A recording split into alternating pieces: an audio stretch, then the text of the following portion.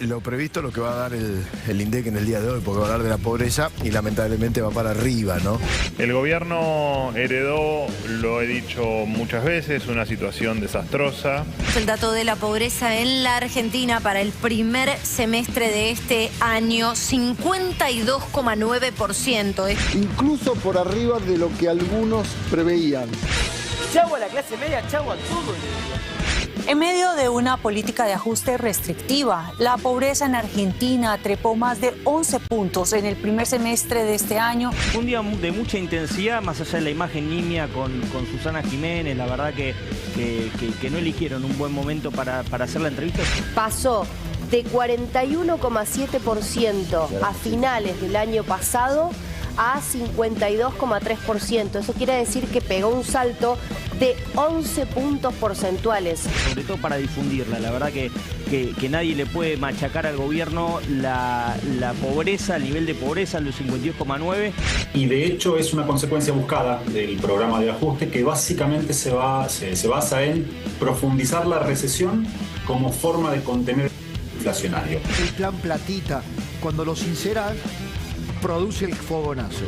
Y es el momento que estamos ahora tomando este 52. Los empleos son de muy baja productividad, los que encuentran buena parte de la mayoría de los argentinos pobres.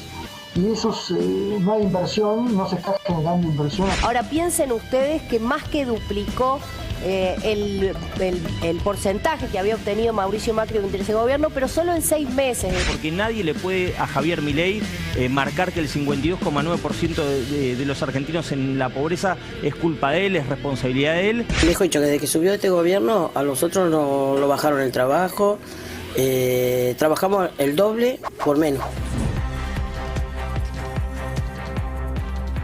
Hola, hola, ¿cómo les va? Buena mañana para ustedes. Bienvenidas, bienvenidos. Esto es El Pase, en edición de viernes, con este equipo que tiene mucha información. Buena mañana para ustedes, compañeros, compañeras, ¿cómo andan? Dan ganas de editorializar porque está servida, ¿no? La editorial con una cifra de pobreza tan escandalosa, tan indignante y a la vez conmocionante, como la que se conoció ayer. Sobre todo por la espiralización en tan poco tiempo. 11 puntos porcentuales de incremento de pobreza en un semestre, casi un incremento porcentual del 26% en el mismo periodo.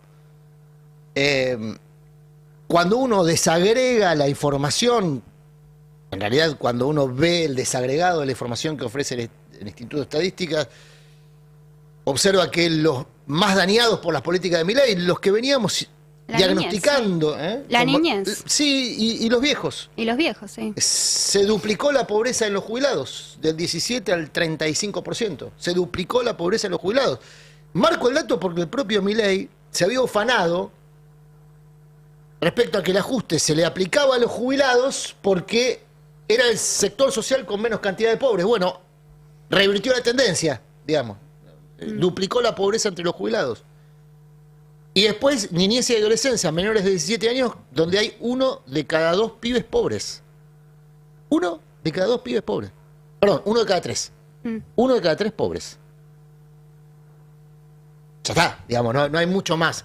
Digo, la tentación de editorializar porque están servidos los datos, pero vamos a empezar a analizarlos. Perdón, es 2 de cada 3. Es 2 de cada 3. 2 de cada 3. Entonces 66%. 2 de cada 3, claro, 7 de cada 10 casi. De niños de entre 0 y 14 años pobres. Exactamente. Pobres o indigentes. Es por eso, por donde lo mires, después está el desagregado geográfico, las características, la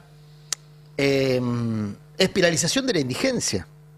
También es un fenómeno, no digo nuevo, porque todo esto es un proceso que se viene arrastrando de hace rato, pero lo novedoso es el vértigo del crecimiento, lo vertiginoso del ascenso de estas cifras que son solo una foto, digamos. Después, detrás de cada estadística hay personas, hay historias, hay padecimientos.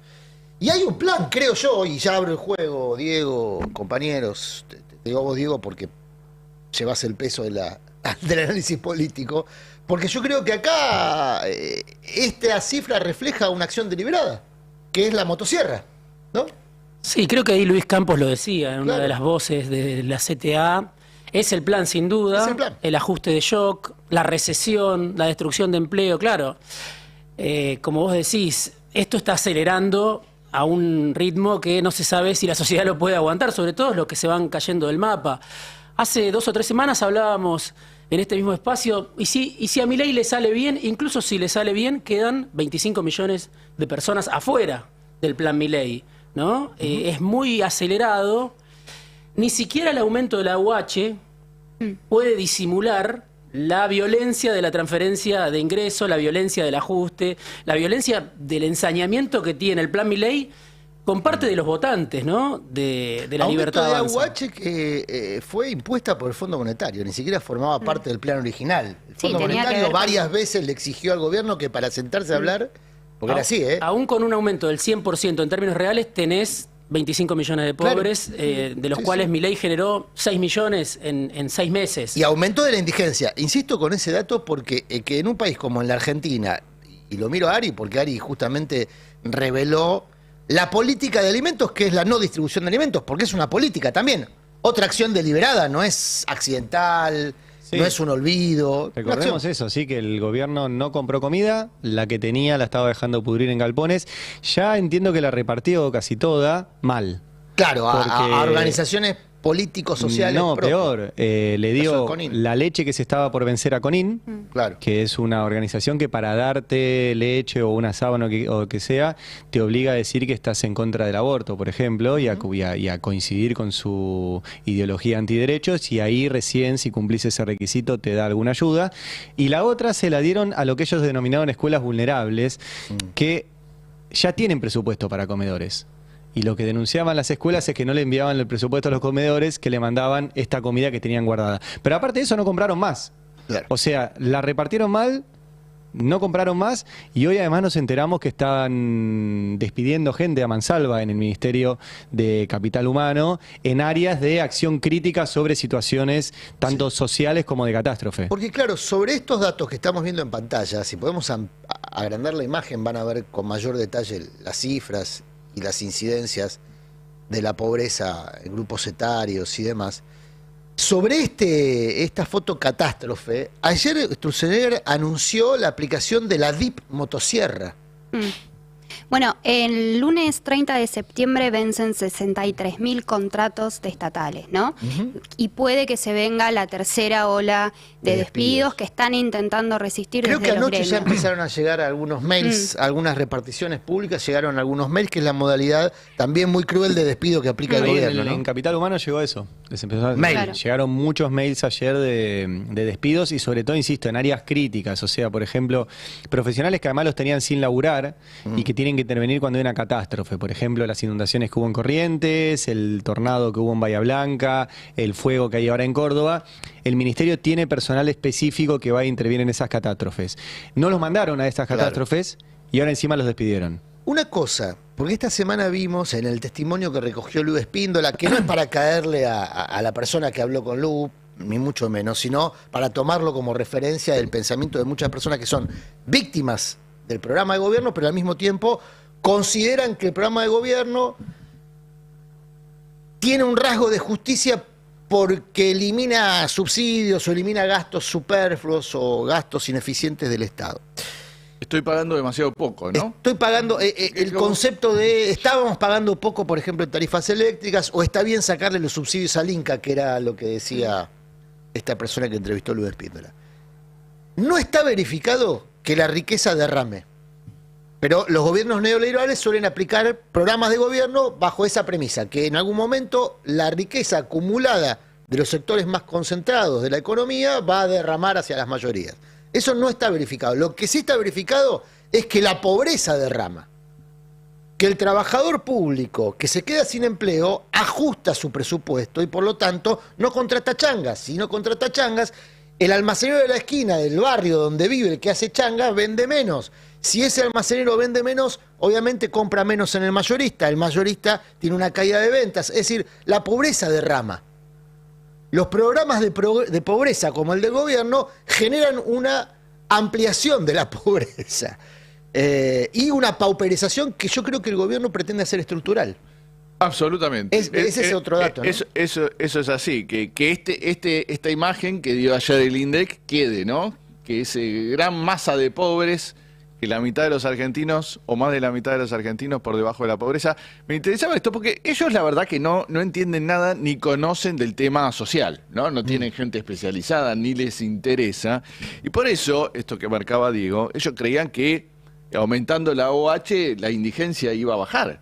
Ese es el desconocimiento que tienen, ¿no? Si se rompe el circuito de changas o de trabajo informal con el que suelen sobrevivir las clases populares, pasa esto, que la indigencia crece, y esto es lo que se rompió absolutamente. Sí. ¿Qué opinaba? Perdón, decía que atacaron también el potenciar trabajo, porque la política iba de la mano, era aumentar la UH y al mismo tiempo desarticular el potenciar trabajo, que se pueden hacer un montón de críticas al respecto, y de hecho hay estudios que dicen que en algún punto estaba fallando sobre todo en algún tipo de control de quiénes eran los que accedían a esos planes.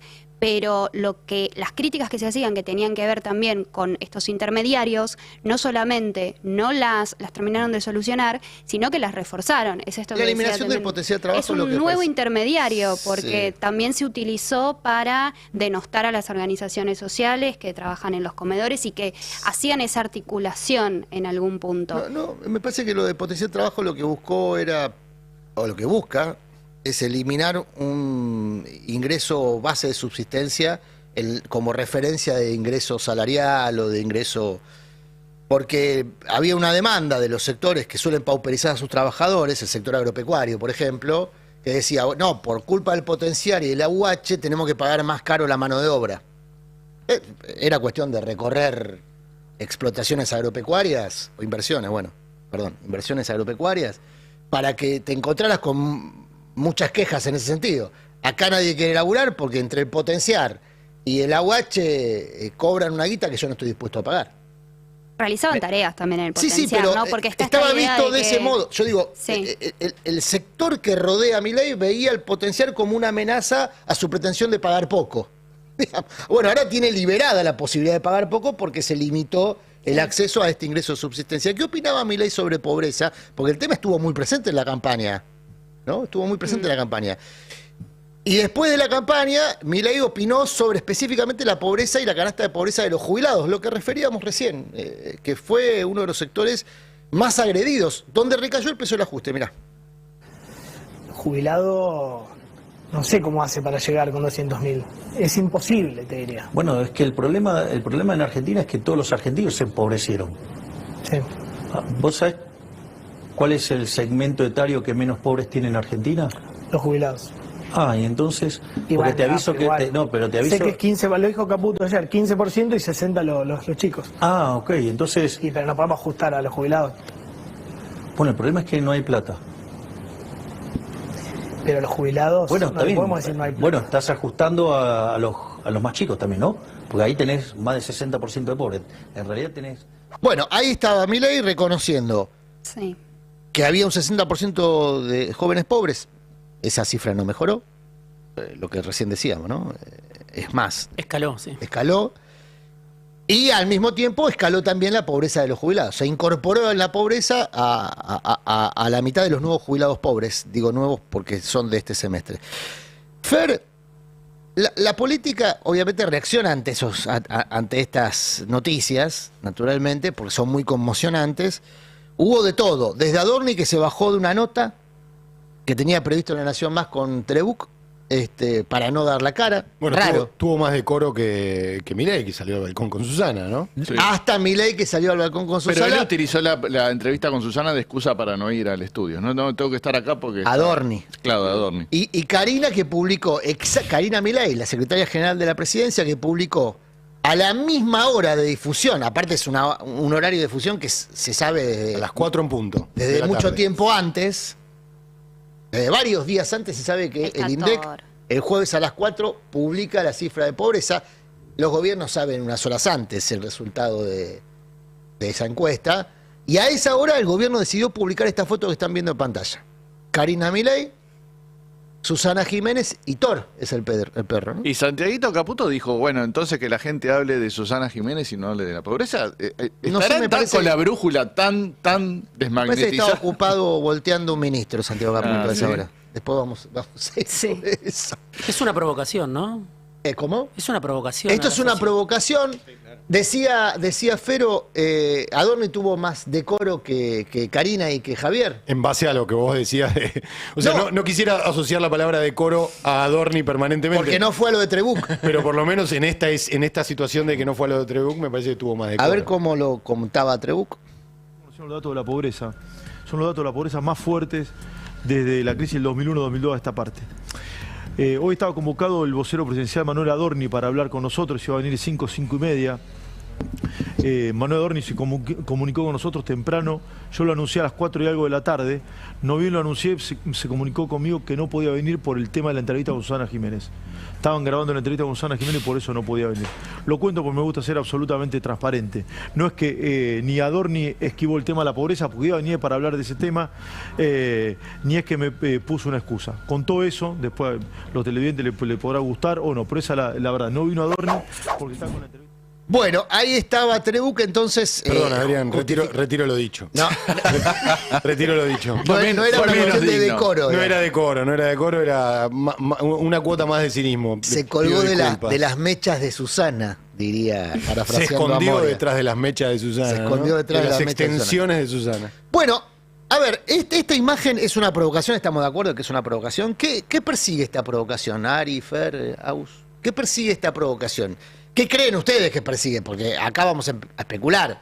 Estamos tratando de especular sobre un mecanismo de comunicación presidencial que es bastante tumultuoso. Tiene a los trolls por un lado, un comunicado, no sé si vieron el comunicado de ayer, donde se busca explicar lo inexplicable, que es que la pobreza subió pero está bien. Claro. Sí. ¿Lo vieron ese comunicado? Sí, el Ministerio de Capital Humano difundió una especie de estudio paralelo al informe del INDEC que decía que la pobreza había bajado, en realidad, con distintos parámetros, ¿no? Pero bueno, quería marcar un cambio en la tendencia estadística que no es tal, porque por eso tenemos el título del comunicado es el Consejo Nacional de Coordinación de Políticas Sociales del Ministerio de Capital Humano, que conduce Peto Velo, que ayer tuvo un día muy intenso. Ahí se me fue justo el título, estaba terminando de leerlo. Visualiza una desaceleración en los índices de pobreza. Hay una explicación bastante exótica, por cierto, porque ellos ven una desaceleración donde nosotros vimos una espiralización. Claro. Todo lo contrario. ¿Fue una reacción del oficialismo y la oposición, Fer? No, aparte eso de decir desaceleración te da para cualquier cosa. Puede decir, claro, si subió el 11% en 6 meses, por ahí en los próximos 6 meses sube el 9%. Claro. Entonces 11 puntos porcentuales, 26,8% subió la pobreza. 11 puntos. Y la indigencia la duplicó. Yo ahí de esa foto, yo decía más temprano, perdón que me autorrepita, pero no es que tengo ideas geniales todos los días. Tampoco sé si es tan genial, pero creo que hay dos cosas. Primero que hay que darle el Nobel de Economía a la gente que...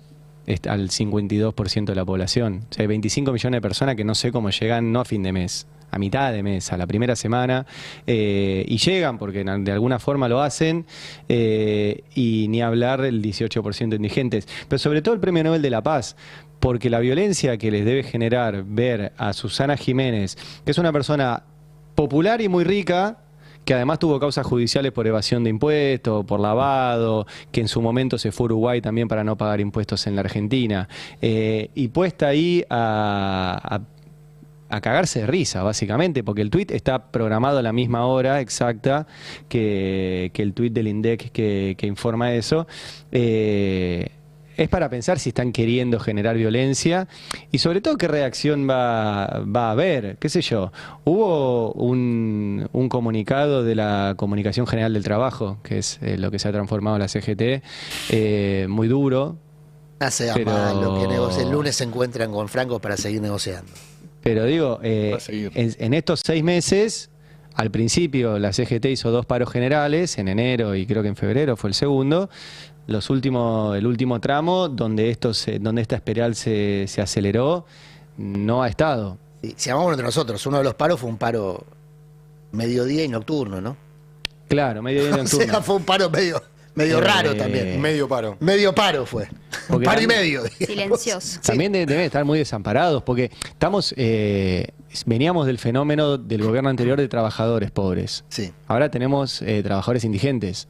O sea, vamos cayendo cada vez más, porque ese 18% de indigentes están laburando. No hay gente que se queda en la casa. Bueno, es un dato que en rascándose. este contexto la CGT el lunes se reúna con el jefe de gabinete, ¿no? Sí, claro.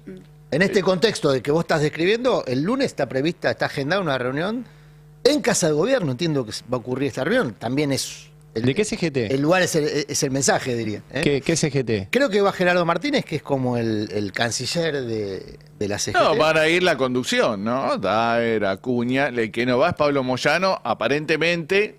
falta confirmar porque ya dijo que él con este gobierno no va a dialogar nada. Ayer hablamos con Moyano y dijo que es al pedo juntarse con el gobierno. Total, no solo no resuelve nada, sino encima lo que acordaste caga.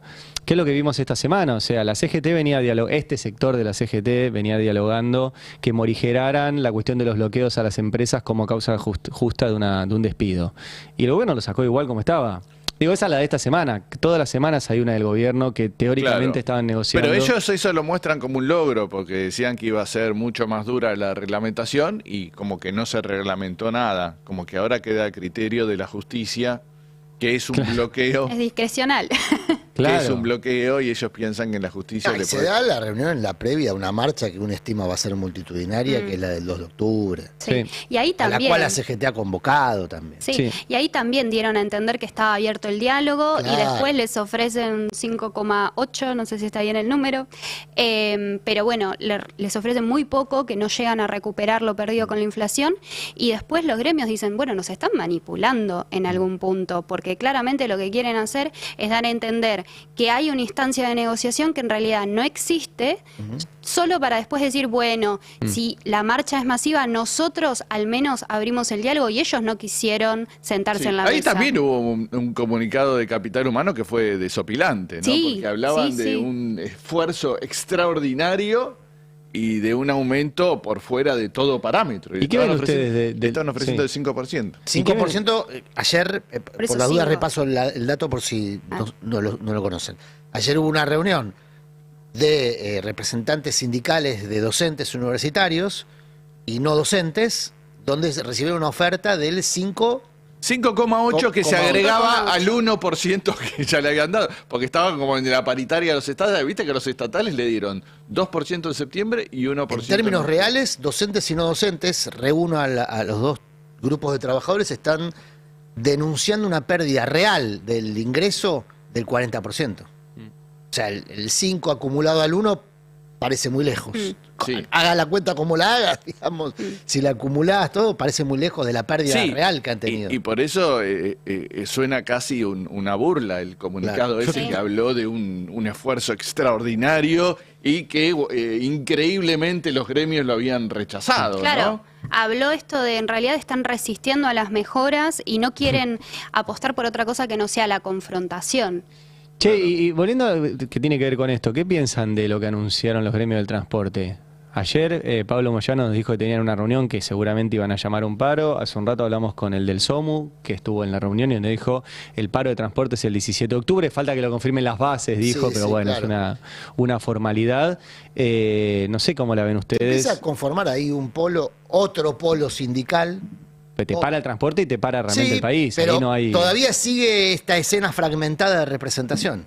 Sí. Hay un grupo de sindicatos particularmente agredidos por el lado de aerolíneas, en el caso del transporte.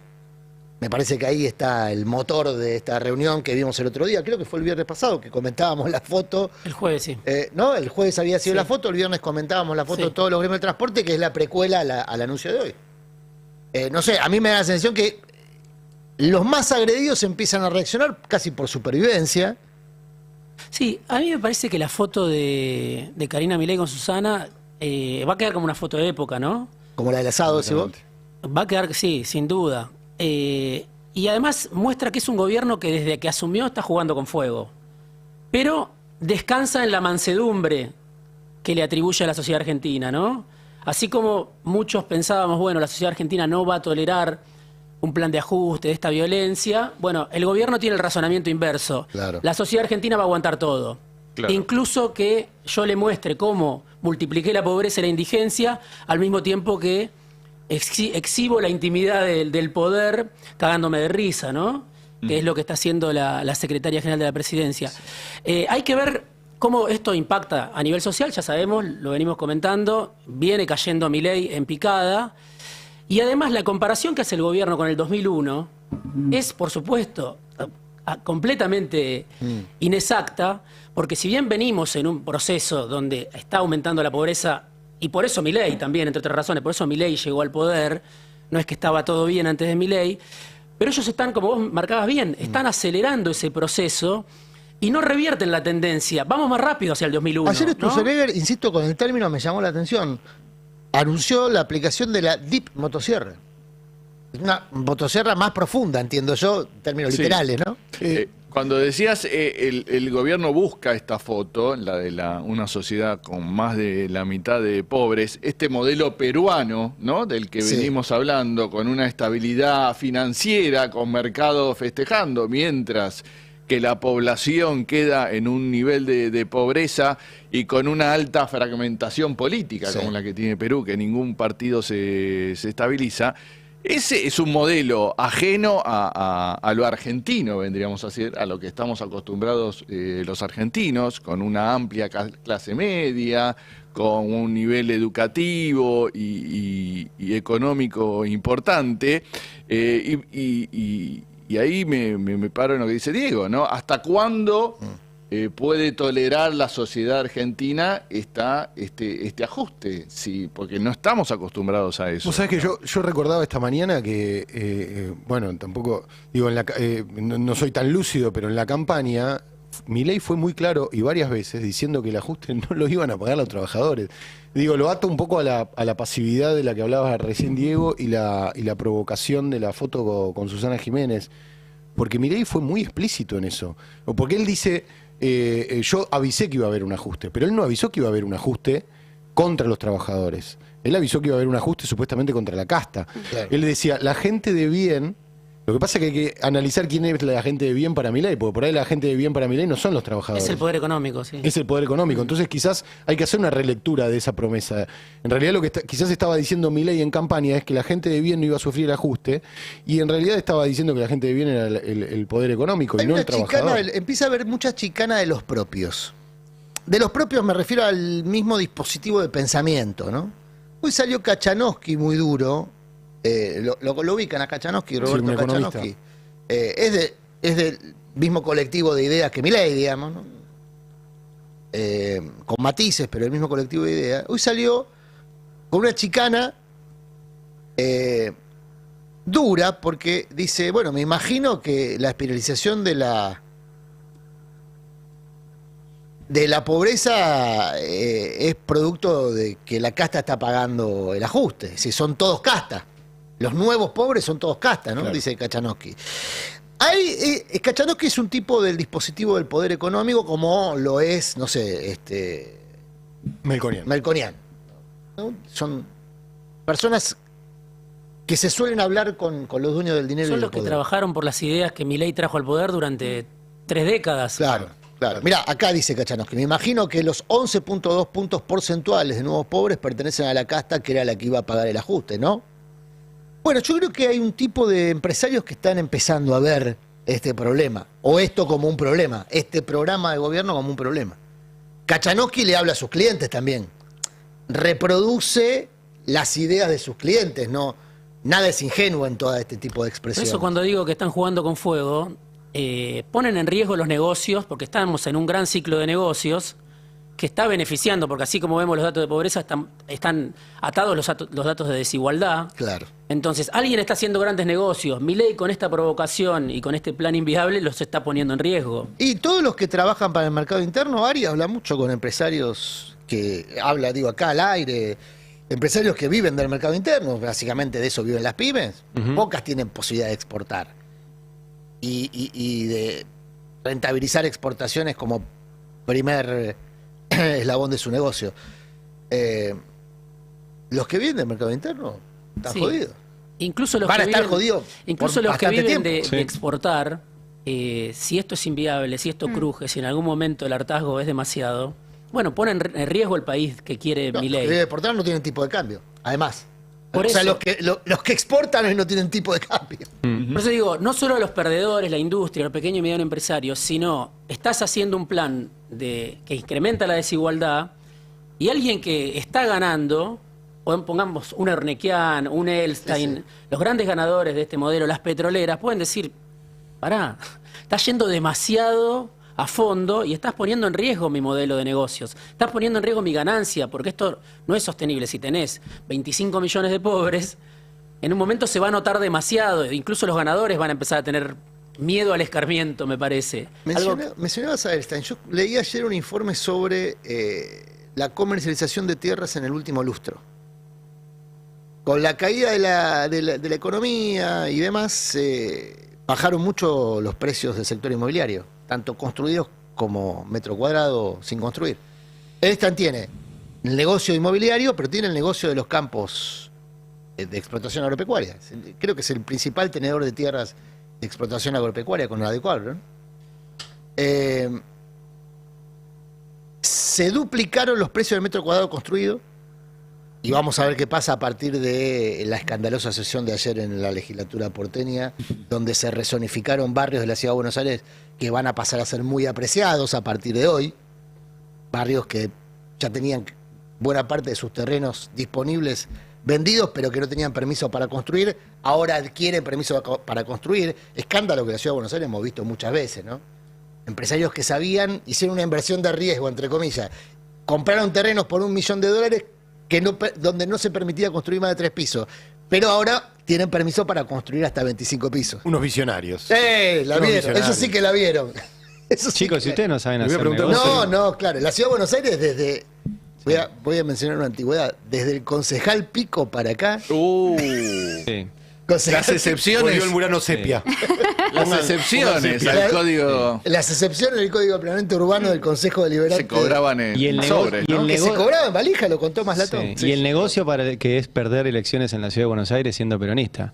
Bueno, también, ¿no? Porque ayer hubo un episodio con negocio. Pero antes de ir a ese episodio, quería mostrar, porque vos me habías preguntado el tema las reacciones de la oposición. Las reacciones políticas, porque hay que ver hasta cuándo se le puede seguir adjudicando todo al populismo, al kirchnerismo, que fue lo que trató de hacer, ¿no?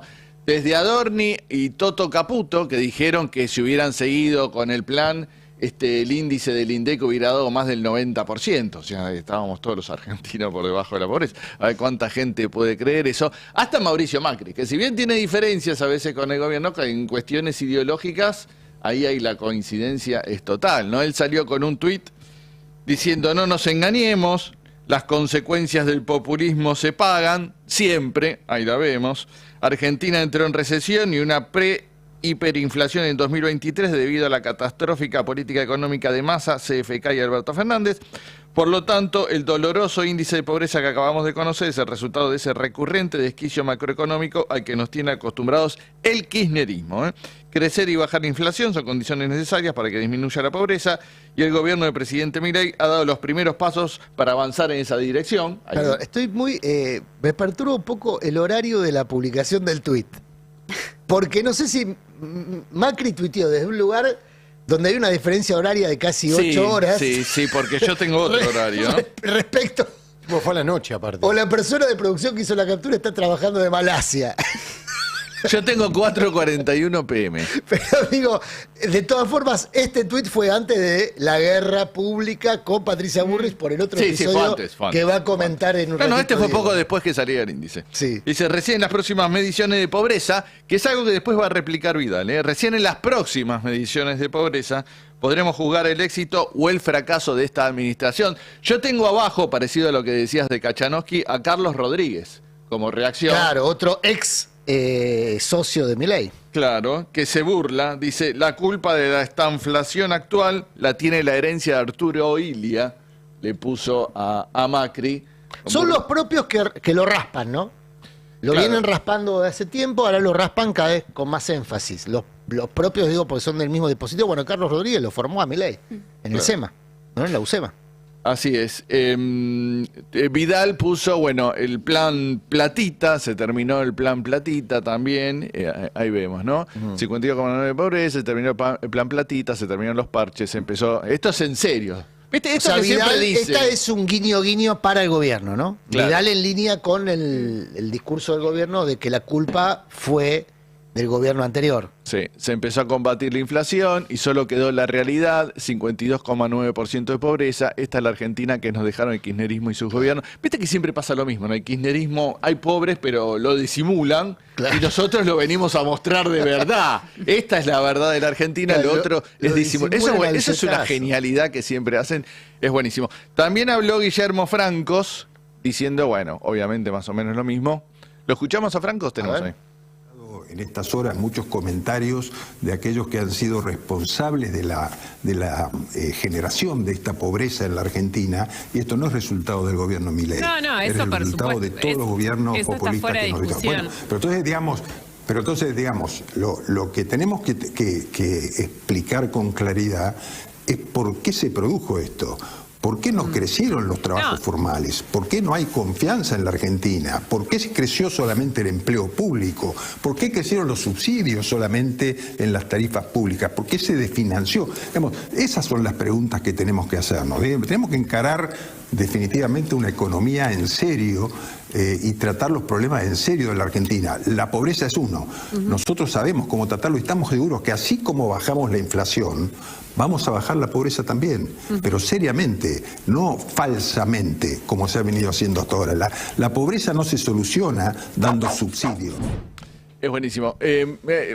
A ver, ¿te acordás que Macri hablaba de crisis asintomática? Cuando gobernaba Cristina había una crisis asintomática, no se le veía los signos. Y ahora están diciendo lo mismo. Sí. Ahora estamos viendo la realidad, no le ponemos parches ni la disimulamos.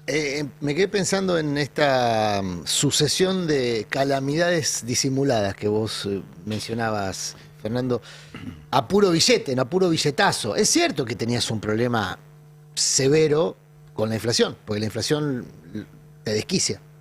O sea, sí, pero no es cierto que sea la solución. Quiero que la inflación sea la solución. Que la inflación cero, no, pero quiero mostrar el gráfico de la serie histórica de pobreza, porque estos son procesos largos. Claro. Y este gráfico está buenísimo, de paso recomiendo que lo sigan a Dani Steingart, los que no lo siguen, porque labura muy bien datos y gráficos. Y esta es la serie histórica de pobreza desde el 91 hasta hoy. 91, para los que no recuerdan, ley de convertibilidad, plan de estabilización frente a la hiperinflación que del final del alfonsinismo y principios de Menem. Menem, recuerden, tuvo hiperinflación también. Y vamos a inflación cero. ¿Sí?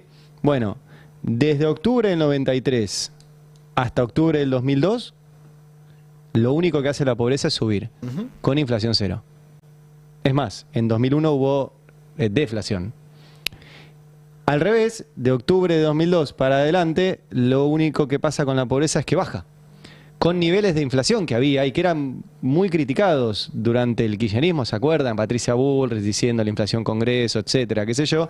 La diferencia es que la inflación que se mide, la pobreza, perdón, que se mide por ingresos, es que los ingresos superaban a la inflación. Iban más rápido los aumentos de los ingresos que la inflación, entonces bajaba la pobreza. Hasta casi el último tramito del segundo gobierno de Cristina, y a partir de ahí hay una pequeña mejora y después vuelve a subir a partir de 2017 hasta ahora, que pega el salto. Ahí sí con inflación alta. Ahí sí con inflación alta. Pero lo que quiero destacar de este gráfico es el principio, y es que la inflación cero no baja la pobreza automáticamente. Es más, históricamente la ha empeorado. Termina la discusión de puja distributiva, la inflación cero. Cuando hay inflación cero, se termina la discusión salarial, que es lo mismo que está diciendo este gobierno. No hay más paritarias, y genera, o por lo menos el ejemplo histórico que tenemos, que es lo que está emulando Milei, muchos más pobres. O sea, toda esa subidón que hubo en los 90 de pobres fue con inflación cero. Digo, porque se viene esta discusión. Igual es que lo que planteó Adorni ayer, lo que dijo Adorni es, la alta inflación genera más pobres. Entonces, bajar la inflación, baja la cantidad de pobres. Si nosotros estamos bajando en inflación, entonces la cantidad de pobres va a bajar. Sí. Haciendo eso nada más. No está confirmado eso. Aclaremos que este fenómeno que vos estás describiendo opera así en la Argentina. porque hay muchos países que no tienen alta inflación estamos y hablando mantienen niveles de la Argentina, de ingresos adecuados. No, por eso digo, sí. Porque como en general lo que hace el gobierno es utilizar ejemplos externos o teóricos para justificar sus políticas en la Argentina, vale la aclaración. Mirá, aplicás en la Argentina políticas que pueden funcionar en Noruega por las características y la historia reciente de Noruega, pero la historia reciente de la Argentina es otra, esto, y las características de la Argentina son otras. Claro, no significa que tenga que haber inflación descontrolada, es invivible un país con 200% de inflación. Pero recuerdo que pasamos de trabajadores pobres a trabajadores indigentes. Entonces, había un trabajador pobre con 200% de inflación que hoy es un trabajador indigente con 0 o con 4. Que derrumba deliberadamente. Y se cae ese argumento. Lo otro que, insisto, porque ese gráfico también lo abona, es en mi paper de politólogo, que gobierno que aumenta la pobreza, gobierno que pierde elecciones. Milei va a perder las elecciones. Y lo vuelvo a decir y me dice que me falta un montón. Todos los gobiernos que aumentaron pobreza perdieron elecciones y todos los gobiernos que bajaron ingresos perdieron elecciones, incluidos los del peronismo. O sea, el último año de Cristina fue un año de baja de ingresos y perdió las elecciones. Después de muchos años de suba, pero los perdió Macri, que subió la pobreza y bajó los ingresos, lo perdió Alberto, que subió la pobreza y bajó los ingresos, y la va a perder Milei. Sí, habría que ver, ¿no? Porque también hay todo un trabajo que tiene que ver, como ellos dicen, de la revolución cultural, que me parece que no se hizo en ese momento para justificar o en algún punto explicar ese aumento de la pobreza, que ellos lo están haciendo con esto que estábamos planteando, esto de, bueno, era el sacrificio que había que hacer, decía en su momento Macri, y Milei está dando a entender lo mismo, pero desde otro lugar, desde estamos ajustando a la casta, te afecta a vos, pero no dejes de perder de vista que esto es contra los malos, esto de las personas de bien, las personas de mal. Hay que ver eso también, me parece, ¿no? Cómo va a impactar. Ahí veo capaz una diferencia. La economía, se dijo en la campaña de Bill Clinton, y sigue siendo una verdad consolidada a piedra, te diría, en las campañas políticas, es la economía túpido. O sea, en todas las campañas políticas, cualquiera que está en esa situación sabe que el deterioro de la economía o el desarrollo positivo de la economía es determinante. Lo de la batalla cultural, vuelvo a lo de Susana o al asado, me parece que empieza a tener crujidos por ese lado. Me da la sensación. Sí, hay que ver la si batalla alcanza. Cultural, el biribiri, ¿no? El biribiri ellos tienen una mística de voy a bancar esto porque era necesario para sacar a los K. Y tienen un sector que banca eso, es una suerte de mística, que además me parece que está muy bien que la tengan. Creo que al peronismo le está faltando una mística al revés. Pero mística de soy pobre para siempre, no sé cuánto banca. No sé cómo la ven ustedes, No. Me parece un debate que el gobierno un poco intenta instalar esta idea de inflación o pobreza, ¿no? Claro. Estamos de acuerdo que la inflación del Frente de Todos generó en masa votantes para Milei. Ahora, está gobernando Milei hace 10 meses y está elevando el nivel de pobreza. La inflación baja, pero no baja acorde a lo que los ingresos hoy crecen en la Argentina. O sea, tuviste un shock regresivo con la devaluación del 120%, ya en los primeros meses del gobierno de Milei tiraste millones de personas a la pobreza, y esa baja de la inflación son muy pocos los que la pueden beneficiarse de eso, ¿no? O sea, tienen que ser sectores que tienen paritarias, que tienen ingresos, que recuperaron algo, pero sabemos que en la Argentina la mayor parte de la población está en la informalidad. Entonces, es una máquina de generar pobres el gobierno de Milei, y me parece que ese es el problema que tienen, ¿no? A propósito. Sí, sin duda. Mira, en un ratito va a hacer una conferencia de prensa Kicillof. En el desagregado del impacto de la espiralización de la pobreza, el conurbano, la provincia de Buenos Aires, que es una provincia particularmente agredida por razones políticas y estructurales del gobierno, el gobierno de la provincia está haciendo un esfuerzo para tratar de contener lo que el gobierno nacional abandona, ¿no? Políticas públicas, políticas de salud, la miro a Agus porque en el Destape, Agus es editora de Sociedad en el Destape, publicamos periódicamente las políticas públicas que abandona el gobierno nacional y la intención del gobierno de la provincia de Buenos Aires de, por lo menos, compensar, contener ese abandono con políticas propias. Siempre, por supuesto, a menor escala, porque no tiene los mismos recursos que la nación. Ahora, vos decías recién, Diego, ayer, y lo preguntaba también, o lo decía Ari, hay una situación en la oposición donde todavía se ve fragmentación, una dispersión de actitud frente a las agresiones del gobierno. Un sector del peronismo, la CGT, que está en vías de negociación. No sabemos exactamente qué se negocia o con qué objetivo, pero hay como una especie de negociación permanente o abierta de manera permanente ahí. El lunes va a haber otra reunión. Hay otro sector del peronismo que se pone en una posición mucho más dura de confrontación, que es la que representa a Kicillof y otros gobernadores, Quintela, Infran y demás. Y después lo que vimos ayer en la Ciudad de Buenos Aires, que está ese peronismo de negocios, digamos, que ve una ventana de oportunidad en una relación con el PRO, en el distrito donde el PRO mejor despliega sus negocios, que es la Ciudad de Buenos Aires. Sí, lo conocimos a esto por el tuit de Mauricio Macri ayer, pidiéndole a Bullrich que no mienta. ¿En qué miente Bullrich, según Macri? En denunciar un acuerdo de Jorge Macri, el primo Jorge, con el peronismo en la ciudad, en esa reforma del Código Urbanístico de las que vos hablabas, que tenía un capítulo que incluía en esa reforma del Código Urbanístico la obligatoriedad de viviendas a los encargados de edificios de más de 25 unidades, en edificios de más de 25 unidades. Traducido, ¿qué denuncia Bullrich y Juan Pablo Arenaza, que es el legislador de Bullrich en la ciudad? Acá hay un pacto de Jorge Macri con Víctor Santamaría y con el PJ de la Ciudad de Buenos Aires. O sea, una parte del PRO denunciando a otra parte del PRO. Sí, bueno, Bullrich es Milei hoy, ¿no? Claro. Y entonces... Pero no se fue el PRO. No, por ahora no se fue porque de hecho, disputaba conducción del PRO hasta hace 15 minutos. Bullrich dice, hoy el macrismo está con Milei. Pero es interesante por varios motivos. El más importante para mí es que se traslada la pelea Bullrich-Macri del PRO a la Ciudad de Buenos Aires, ya anticipando la pelea electoral del año que viene. Bullrich habla en línea con Karina Milei, habló también la jefa del bloque de La Libertad Avanza, que hasta hace poco tenía muy buen vínculo con Jorge Macri. Pilar Ramírez. Pilar Ramírez denunció este acuerdo. Entonces Bullrich, Pilar Ramírez, Karina Milei denuncian que el primo Jorge tiene un pacto con el peronismo del consorcio, según lo llamó en su momento Jorge Asís. Es muy loco lo que pasó con ese proyecto, y en línea con lo que vos decías, Ari, ¿no? El buen negocio de perder elecciones, ¿no? Es un buen negocio en general para el peronismo porteño perder elecciones. Y lo hace muy bien, son muy... Sí, son muy aplicados. Son muy aplicados en perder elecciones, pero siempre estar ahí.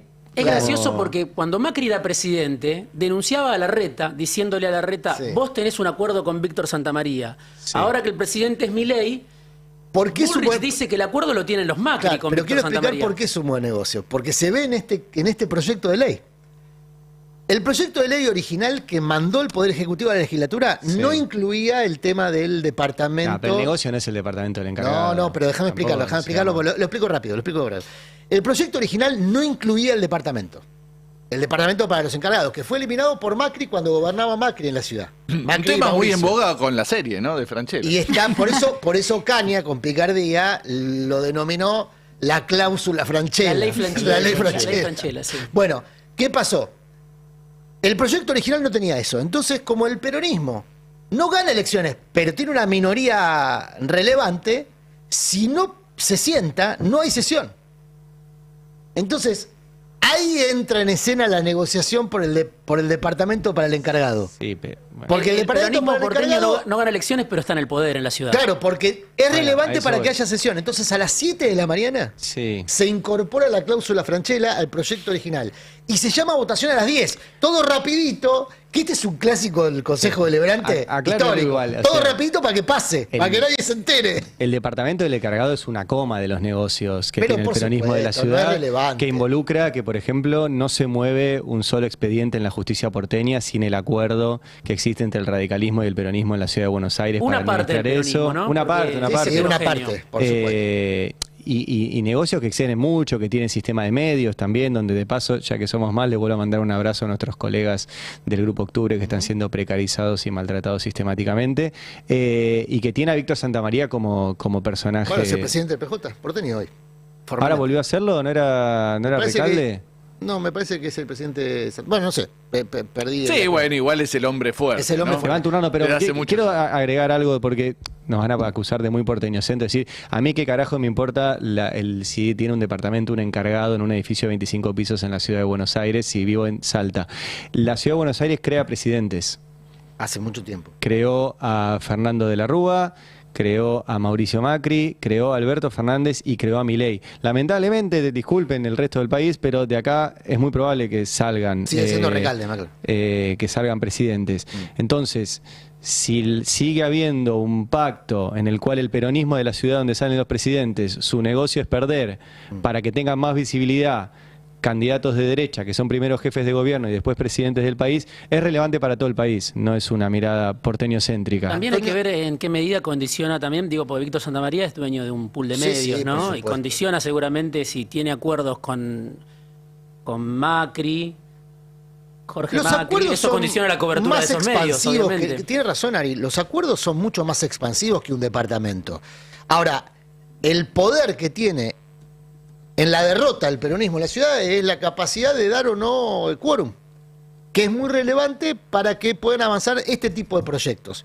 Por el sistema legislativo que tiene la ciudad, donde se requieren mayorías agravadas, doble conforme, hay una serie de requisitos donde el peronismo se hace fuerte aún en segunda minoría como está ahora. Una aclaración, perdón, cierro con esto, este cuento. ¿Qué pasó? Después de que se incorpora, sale el escándalo, y en el escándalo participa Patricia Bullrich, que viene siendo presentada por Javier Milei como su figura política de la ciudad de Buenos Aires. Esto es lo que más irrita a Macri, porque lo obliga a subirse al ring. Y Macri sabe que tiene un problema de electorabilidad, que no tiene mucha imagen negativa Macri. Y si pierde... Y si Milei lo sube al ring porque la pone a Patricia Bullrich, que lo desafía a Macri, Macri va como candidato a senador en la ciudad de Buenos Aires y pierde. Una fuerza que gobierna hace 20 años, ¿no? Puede ser catastrófico para el proyecto de poder de Macri, ¿no? Porque finalmente lo que pasó con todo esto fue que la ley se votó sin el departamento del encargado. Claro. Ahí, ¿no? Yo estoy a favor del departamento para el encargado, me parece un derecho del encargado, qué sé yo. Bueno, pasa lo mismo que la discusión esta con los pasajes para los pilotos, ¿no? Bueno. Claro. No es ahí. El problema es la zonificación de 25 lugares donde no tiene ni cloaca, ni servicios. El mega negocio. Nosotros nos miramos contigo, vivimos en una zona que están brotando los edificios. Mega negocio de la construcción ya sabemos que es la base del macrismo, ¿no? Pero más allá de esto, lo interesante es que toda esta discusión fue a través de Twitter. Pública, claro. Pública, y a través de Twitter el cruce entre Macri y Patricia Bullrich, lo que da la idea que es como una especie de inicio de campaña del año que viene, ¿no? Y en Córdoba está pasando lo mismo. En Córdoba, que es el otro distrito donde Macri considera que es pago propio a nivel nacional, después a nivel local siempre al PRO se le dificultó hacer pie. Pero a nivel nacional Macri considera que es su territorio electoral. Ayer veíamos a juez del PRO, presidente del bloque del PRO en el Senado, demandando atención al gobierno por los incendios en un tono... Alguien lo leyó como un tono autocrítica. Vamos a escucharlo, ¿les parece? A Luis Juez, y cada cual tendrá su interpretación. A ver, lo escuchamos a Luis Juez ayer. Y perdóneme el exabrupto, ¿qué mierda más nos tiene que pasar en Córdoba para que el gobierno sepa que la estamos pasando como el culo? ¿Qué más tiene que pasar en mi provincia para que se den cuenta dirigentes políticos que hay gente que perdió todo? ¡Todo! No estamos hablando de plata, fíjese el proyecto, ni siquiera establece, simplemente establece un mecanismo que en la democracia es normal. Que el gobierno nacional se junte con un gobernador que no es de mi palo y que vea cómo le da una mano a la gente que la está pasando mal. No es para recibir una cachetada de la nuca. Mucho menos este senador que hace 9 meses que lo que hace es poner el pecho por este gobierno. Entonces quiero que quede claro, no hemos hablado ningún senador de Córdoba por este tema porque no queremos usar la desgracia de nuestro pueblo para sacar ventaja. Pero tampoco nos vamos a callar la boca y permitir que nos traten como unos imbéciles. Hace muchos años que hacemos política y la política significa comprometerse con la gente. No importa cómo piense, no importa quién voten, no importa de qué lado estén, y mucho más cuando la gente la pasa mal. Y en mi provincia, hoy, mi gobernador, un tipo con el que estoy enfrentado, tiene necesidades. Y el gobierno le tiene que dar una mano, sin mirar de qué color político es, sin mirar a quién votó y sin mirar dónde está parado. Por eso presentamos el proyecto los 3 senadores de Córdoba. Bueno, no vamos a permitir que nos tomen de imbéciles, dice en un momento Luis Juez. A mí se me ocurría que la mejor forma de impedirlo es no comportarse como tal. Digamos, si vos querés, porque la verdad es que en este tiempo, creo que lo decías vos, Ari, la oposición amigable, los opositores amigables del PRO, del peronismo, no sé, pienso en Jaldo, recibieron muchas promesas que no se cumplieron. O sea, bueno, el gobierno viene prometiendo asistencia, inversión para conseguir votos y después no responde a esas promesas. Lo que pasó en Córdoba además fue la mojada de oreja de un presidente que va a una zona de catástrofe, la sobrevuela y se va. El gobierno le hace lo mismo. Es la peor de las provocaciones, digamos, ¿no? La miro por arriba. Le hace lo mismo a aliados y opositores, en ese sentido, algo de lo que mencionaba Ari. Lo mismo que le puede prometer a la CGT, le promete a los propios. Luis Juez es alguien que estuvo reunido hace no tanto, 1 hora y media, con Santiago Caputo, Guillermo Franco, Karina Milei, no por este tema, por otros. Digo, no es alguien que no llega al corazón del poder. Y se siente un imbécil en un contexto como este, porque además quiere ser candidato a gobernador y tiene un problema. Digo, otra vez que gana, ¿no? Sí, yo me acordaba del Luis Juez de la transversalidad, me fui muy atrás. ¿Te acordás la foto con Néstor? Me acordaba de 2007 Estuvo esto de ser candidato de Néstor Kirchner a Javier Milei. Milei. Fue que justamente no lo eligieron como exacto. candidato. A mí me causa gracia escuchar a Juez, porque es del rubro de las más transferencias que un Corsa, ¿no? Y además decía... Es como el Abreu uno de los Abreu de la política. Parece que el Corsa, el Corsita es más leal, me parece, ¿no? ¿Cómo? Es más leal el Corsita. Ranquea con eso el Vícer. No te deja... Bullrich. Bullrich es la número 1. Arieto en otra escala en la B. Sí, Arieto es medio clase B. Arieto es segunda marca de todos estos. Es increíble, ¿no? Pero digo... Hubiera tenido este discurso de nosotros no queríamos provocar porque no hacemos política con la desgracia de nuestra gente, si el presidente hubiera sido otro, no, estaría arriba del caballo dándole rebenque, dando chicotazo al fuego y manifestándose. Pero eso no lo hacían los camporistas, ¿no? Claro. Ayer fue impresionante porque la operación esa duró... para los medios de comunicación que se toman el laburo responsable de chequear y además duró poco la operación de que habían sido 15 camporistas los que incendiaron la provincia de Córdoba. Sí, fue. Pero en las redes sociales aún hoy sigue activo esa operación, ¿eh? Sí, aún hoy.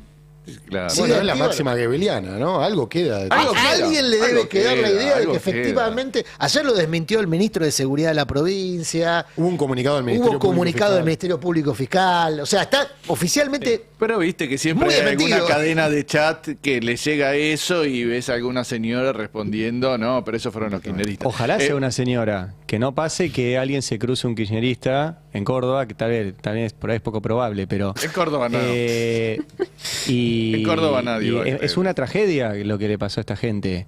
Y por ahí alguien enojado creyó eso y se cruza un kirchnerista y lo agrede. No, pero... O sea, después nos hacen responsables de eso. Yo escuchaba que es uno de los periodistas más reconocidos de Córdoba, Petete, no sé cuánto, que decía, Petete Martínez, que, criticó muchísimo el paso. Creo que fue horrible el paso de Milei por Córdoba, y ¿no? dejó a bomberos que venían de 2 días de capear el fuego como pueden, pues. A ver, ¿lo quieren escuchar a Petete? Dale, porque me parece interesante. El presidente Milei recorrió la zona de los incendios, lo hizo desde el aire, no aterrizó nunca en el lugar, lo esperaban los bomberos, estuvieron 1 hora al rayo del sol en Capilla del Monte, hubo decepción porque el presidente no tuvo contacto directo con la gente. Por si esto fuera poco, el propio presidente resposteó a uno de sus trolls con una información trucha, acusando a 17 militantes de la Cámpora por prender fuego e incendio. Fue desmentido enfáticamente por el ministro de Seguridad de la provincia de Córdoba y por el propio fiscal general. El presidente publicó una información falsa. Bueno, y no aprende el presidente de la Nación porque no es la primera vez que repostea información falsa. Lo que pasa que esta ha tenido una enorme repercusión porque ustedes saben el desastre que ha vivido y todavía está viviendo Córdoba por los incendios, y fue una información absolutamente sensible esta que él repostea diciendo que 17 integrantes de la Cámpora habían sido detenidos por tener alguna responsabilidad en los fuegos ocasionados en Córdoba. Bueno, eso motivó precisamente que a esta hora esa noticia recorra el país, Petete. ¿Sabes qué? Ahí la colega refiere a lo que vos decís, que hay una peligrosidad entre esa difusión, la difusión de esa fake news que hace a la convivencia social. Pero digo, porque son personas, ni Petete ni su compañera son personas que pueden ser calificadas de kirchneristas. Voy a hacer una analogía, se van a enojar, pero estuvieron 10 años diciendo que Cristina era chorra, que se había robado un PBI, que había matado a un fiscal, que pactaba con asesinos, apedrearon su oficina, hicieron tapas de revistas muy conocidas diciendo que solo tomaba decisiones por sus hormonas. O sea, 10 años deshumanizándola, y a alguien se le ocurrió que le podía poner una pistola en la cabeza. Eso pasa porque alguien van a encontrar que tome ese discurso tan violento y lo lleve a la práctica. Y lo saben. Fíjate, después se enojan cuando decimos que son responsables de eso y nos arman causas judiciales. Porque decimos que promovemos la violencia contra ellos. No, yo no quiero que nadie le vaya a pegar al Gordo Dan.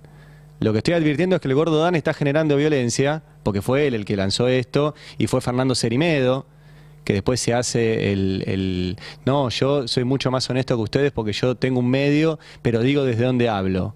Bueno, la Derecha Diario también se subió a esto y lo publicó como noticia. Los 15 kirchneristas detenidos por prender fuego Córdoba. Sí. Y después se hacen los desentendidos. Y de vuelta, Cerimedo tiene el ejemplo en Brasil. Cerimedo hizo un YouTube en Brasil diciendo que había irregularidades en la votación en la cual Lula ganó las elecciones. Y un montón de brasileros vieron eso y salieron a las calles a tomar el Capitolio, la Corte Suprema y la sede presidencial en Brasil. Entonces tiene consecuencias esto que hacen. Ojalá que en el caso de Córdoba no, que nadie en Córdoba se cruce a alguien con una remera de Cristina y le diga vos prendiste fuego Córdoba. Pero si pasa es por culpa de estos discursos. La colega decía, Diego, Fero, Agus, la colega decía, el presidente no aprende, ¿no? Y sigue difundiendo fake news. Lo que estamos viendo en pantalla es al presidente retuiteando una noticia falsa. Claro. Que es la noticia falsa de la detención de los 17 militantes. El presidente no aprende, no quiere aprender, no le interesa, o lo hace adrede, porque son acciones distintas. Una cosa es no darse cuenta y otra cosa es hacerlo a propósito. A mí me parece clarísimo que lo hace a propósito. Lo hace a propósito. No tengo ninguna duda. Sí. No tengo ninguna duda. Es un presidente no aprende que porque no quiere aprender. Digo, no, porque no tiene nada que aprender. Claro. En realidad lo que aprendió a hacer muy bien es esta distribución de fake news. O sea, tenemos un un presidente que difunde noticias falsas para estigmatizar colectivos políticos. Digamos, hay que hacerse la idea de que es así. Pero es la, perdón, Fer, es la escuela de las nuevas derechas. Sí. Claro. Bolsonaro, Trump. Estás con un presidente que hace una semana difundió un video donde dijo que todo el que piensa distinto como él hay que matarlo. Con el mismo argumento que usaban los nazis, que es un virus o una bacteria que hay que eliminar. Yo sé que me dicen, son exageradas tus analogías. Los nazis textualmente ponían en sus documentos para la solución final que los judíos eran un virus, que ese virus corrompía el ser donde vivía, que era la sociedad, y que por ende había que eliminarlo. Esa fue la justificación por escrito de el envío de 6 millones de judíos a campos de concentración y su asesinato. Bueno, vos me decís, Milei no anda matando gente en campos, ya sé, pero el discurso es el mismo. Es el que piensa distinto como yo, es un virus, y ese virus hay que sacarlo de la sociedad. Él difunde ese discurso, hace mucho. Creo que la eficacia de lo que charlábamos el otro día, la eficacia de estos discursos en campaña es una, la eficacia de estos discursos cuando tenés la responsabilidad de gobernar la Argentina con 25 millones de pobres es otra. Pero el impacto cultural, eso que decía Agustina hace un rato, el impacto cultural que tiene pero la palabra de Milei se devalúa también. Claro. Porque cuando el Milei no aprende, dice una cosa y pasa otra, también sus propios votantes se dan cuenta. Digo, pero se devalúa lo suficiente, eso es lo que me parece para que mí para mí sin duda, porque toca gobernar. Tenés estadísticas del INDEC que te están marcando que es una máquina no está exento de los resultados de su gobierno, eso decís. Sin duda, pero digo, todo esto es de corto alcance, cada vez de menor alcance, toda esta campaña. Lo que no quiere decir que no sea agresiva. Claro. A mí me parece importante que uno de los programas más representativos de Córdoba haga este editorial tan fuerte contra el paso del presidente. Recordemos que Córdoba fue la provincia donde sacó el mayor porcentaje en el balotaje, ¿no? Casi el 75% de los cordobeses votaron a Milei, y que le pase esto en ese programa que miran todos los cordobeses, me parece muy fuerte. Aparte, el tipo antes también había dicho, se disfrazó con una campera y vino a hacer no sé qué, pasó por el aire, no saludó a nadie, no habló con la gente, no empatizó, no escuchó a los que están sufriendo. Muy importante, me parece, para Córdoba. Ayer sacó Subán Córdoba un adelanto de su nueva encuesta, donde marcaba cómo Milei está perdiendo muy fuerte, porque esto es de agosto a septiembre, su núcleo duro. Los que dicen que están muy de acuerdo con Milei, que es la parte verde de la torta, que en agosto era... Veamos los números, Fer, para quien está escuchando y no ve. Dice, bueno, los que están en contra son 49,9%, y los que están muy a favor, en agosto, esto estamos hablando de agosto, eran el 38,2%, que le parece todo bien lo que hace el gobierno, ¿no? Ese es el núcleo duro. Ese es el núcleo duro, que cae tremendamente en septiembre.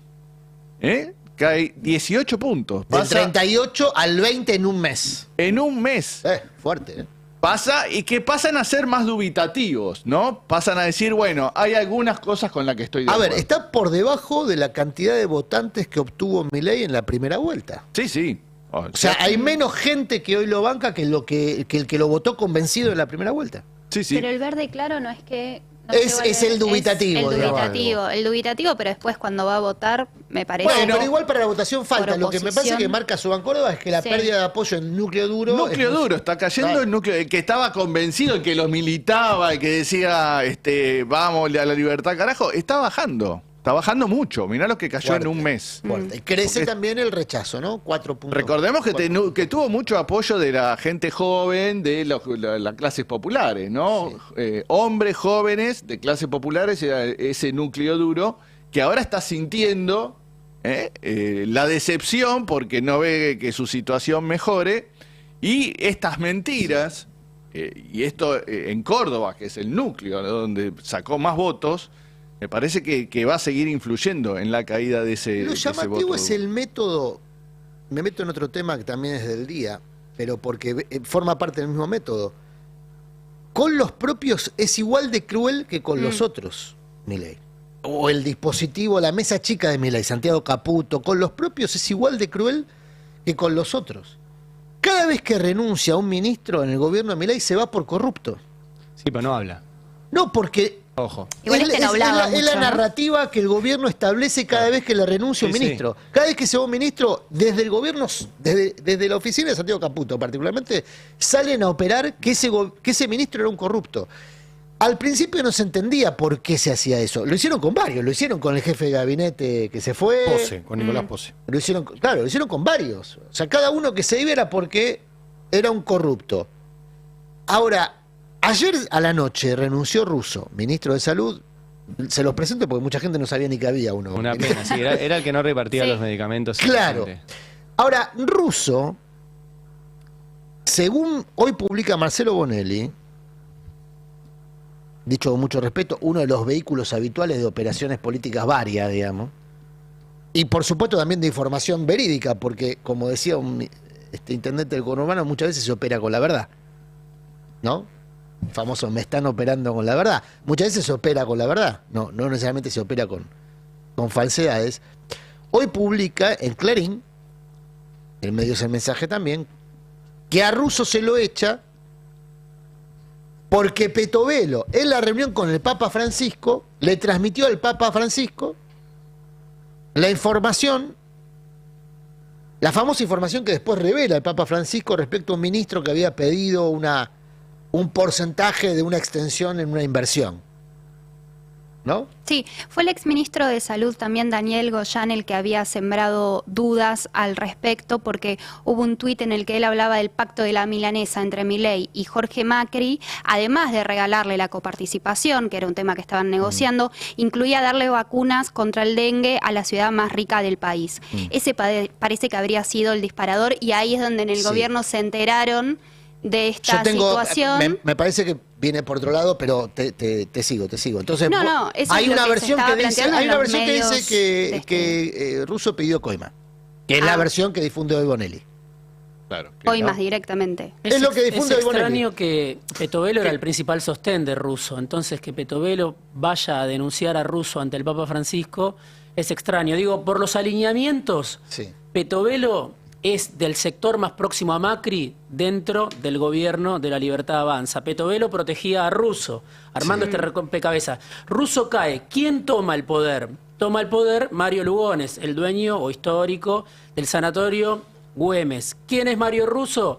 Es Mario Lugones, perdón, el padre de Rodrigo Lugones. Quiero decir, pierde Macri. El socio de Santiago Caputo. Claro, pierde Macri, todo indica en esto también, y gana Santiago Caputo, todo indica en esto también. Acordate que Russo venía de gestionar con Vidal en la provincia de Buenos Aires. Sí, Russo venía de gestionar con Vidal, era efectivamente una persona de mayor cercanía del dispositivo macrista que Lugones. Lugones es empleado, está bien dicho, de Nosiglia Barrio Nuevo, a quienes se le adjudica la potestad sobre el sanatorio Güemes. Dos personas de mucha cercanía con Santiago Caputo y con el jefe de gabinete. Sin ir más lejos, una persona de íntima relación con el Coti Nosiglia, Juan Carlos Vilas, es el hombre que gestó el dispositivo de inteligencia para Santiago Caputo. José Luis Vilas, perdón. Sí. José Luis Vilas, que es el cargo formal, creo que es el director de Asuntos Estratégicos. Sí. ¿No? Vilas es un hombre del radicalismo, del sistema de inteligencia del radicalismo. Viene la profundidad de los 80, ese sistema de inteligencia, sigue activo. Hombre de Coti Nosiglia.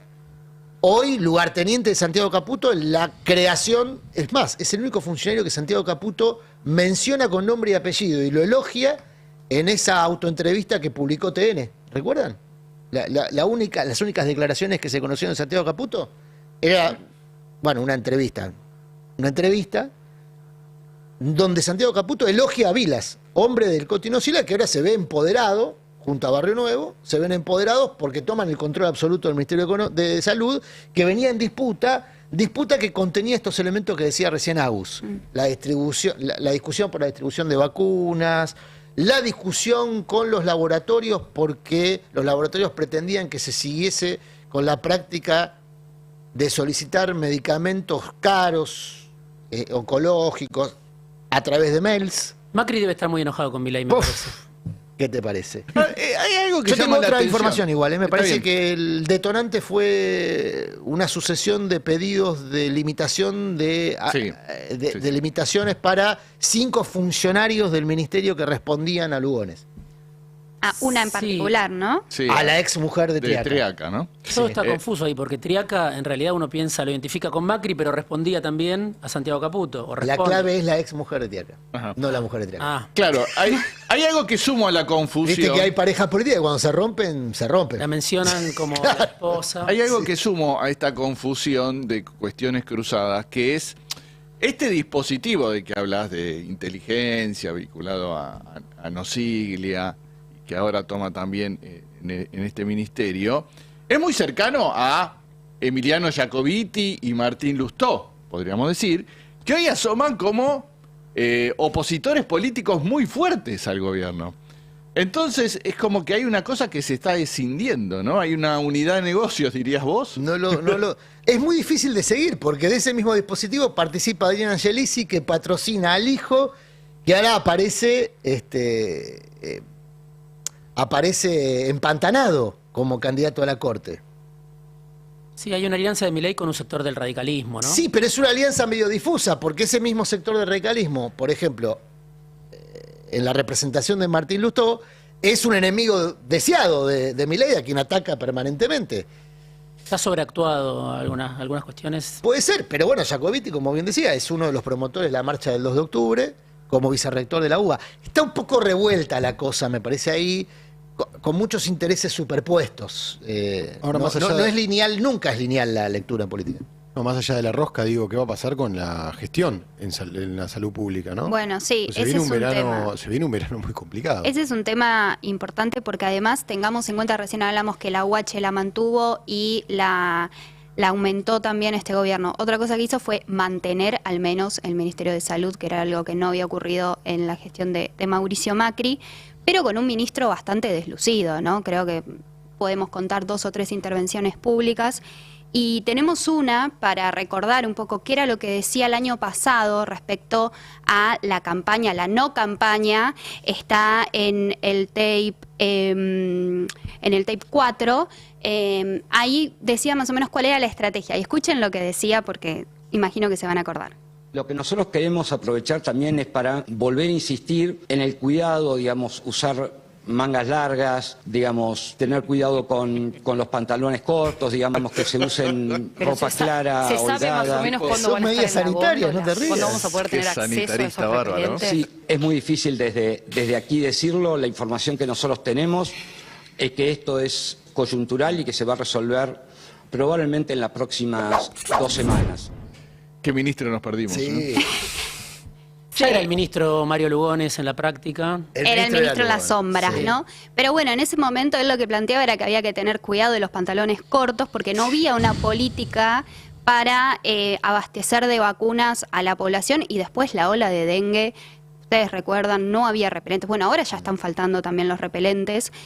Y bueno, él ideó un plan, al menos, antes de irse, que también es criticado y del que ya se empiezan a notar ciertas tensiones, no solamente en el sistema de salud público, sino sobre todo en el privado, porque no todos van a poder acceder a esa vacuna. Estamos hablando de que solamente el gobierno nacional va a desplegar 160.000 vacunas para los sectores más expuestos.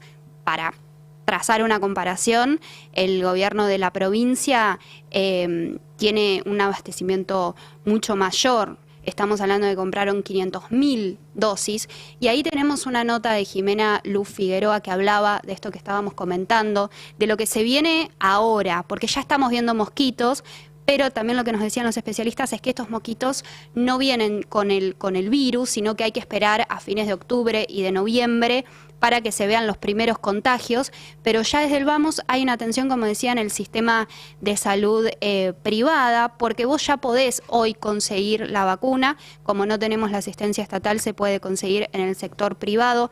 Y lo que está empezando a pasar es que ya advierten que no va a haber turnos, que hay problemas que tienen que ver con las prepagas también. Hay muchas preocupaciones. Se está ofreciendo a 90.000 pesos.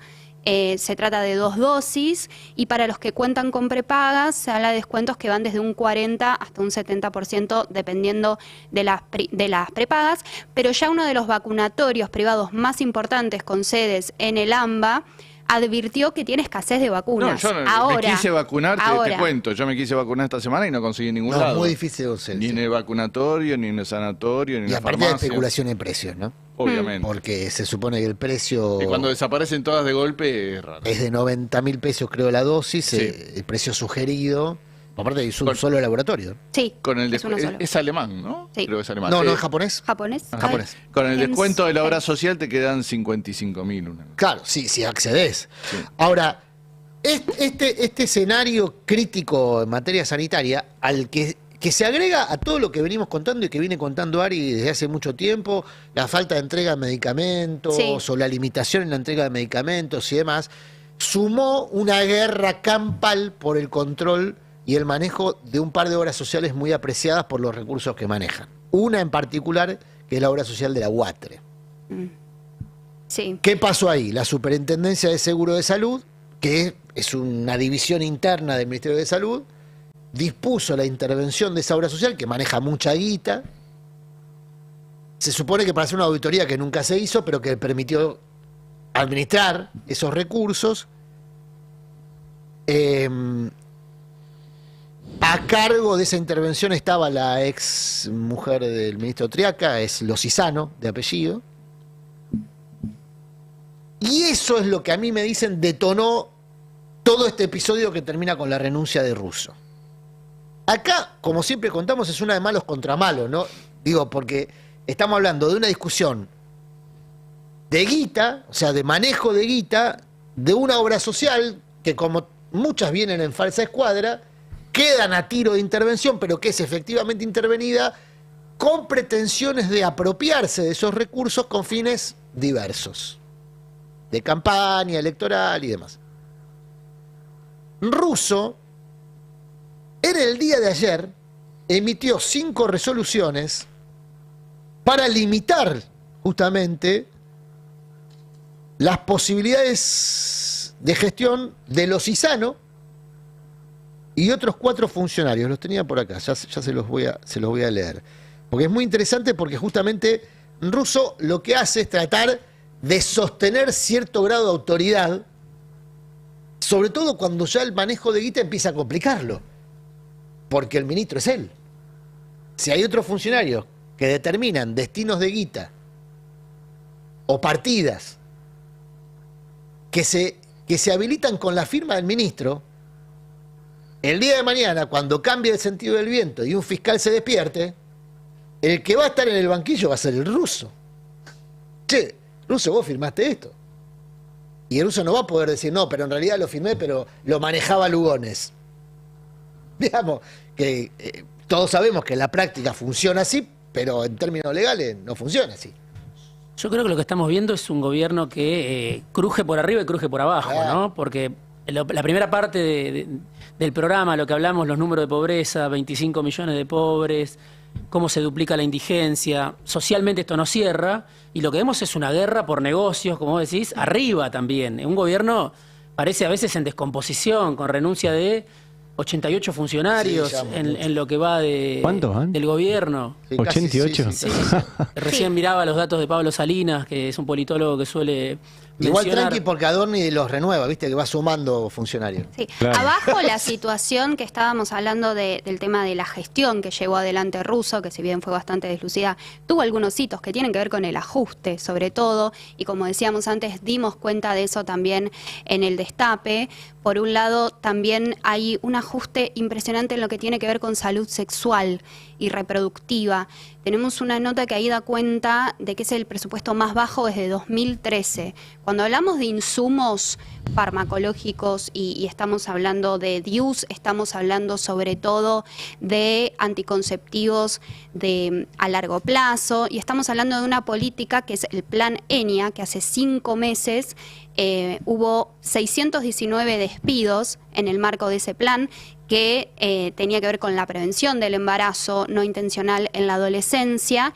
Y en este momento el gobierno dijo, bueno, vamos a mantener esta política, porque se dio cuenta, hubo un rechazo también generalizado, y explicaron que iban a mantener esa política. Bueno, nosotros lo que pudimos ir recabando es que no se presentó una sola política para decir esto es lo que vamos a seguir haciendo con el ENIA. De hecho, lo que vemos es que no hay presupuesto, es muy bajo, un recorte del 68%, y adelanto también que estamos haciendo un trabajo porque el sábado es el Día de la Acción Global por el derecho al aborto legal, seguro y gratuito, y los números son dramáticos. Estamos hablando casi de que no se envió un solo medicamento, una sola caja de misoprostol a las provincias desde que arrancó la gestión.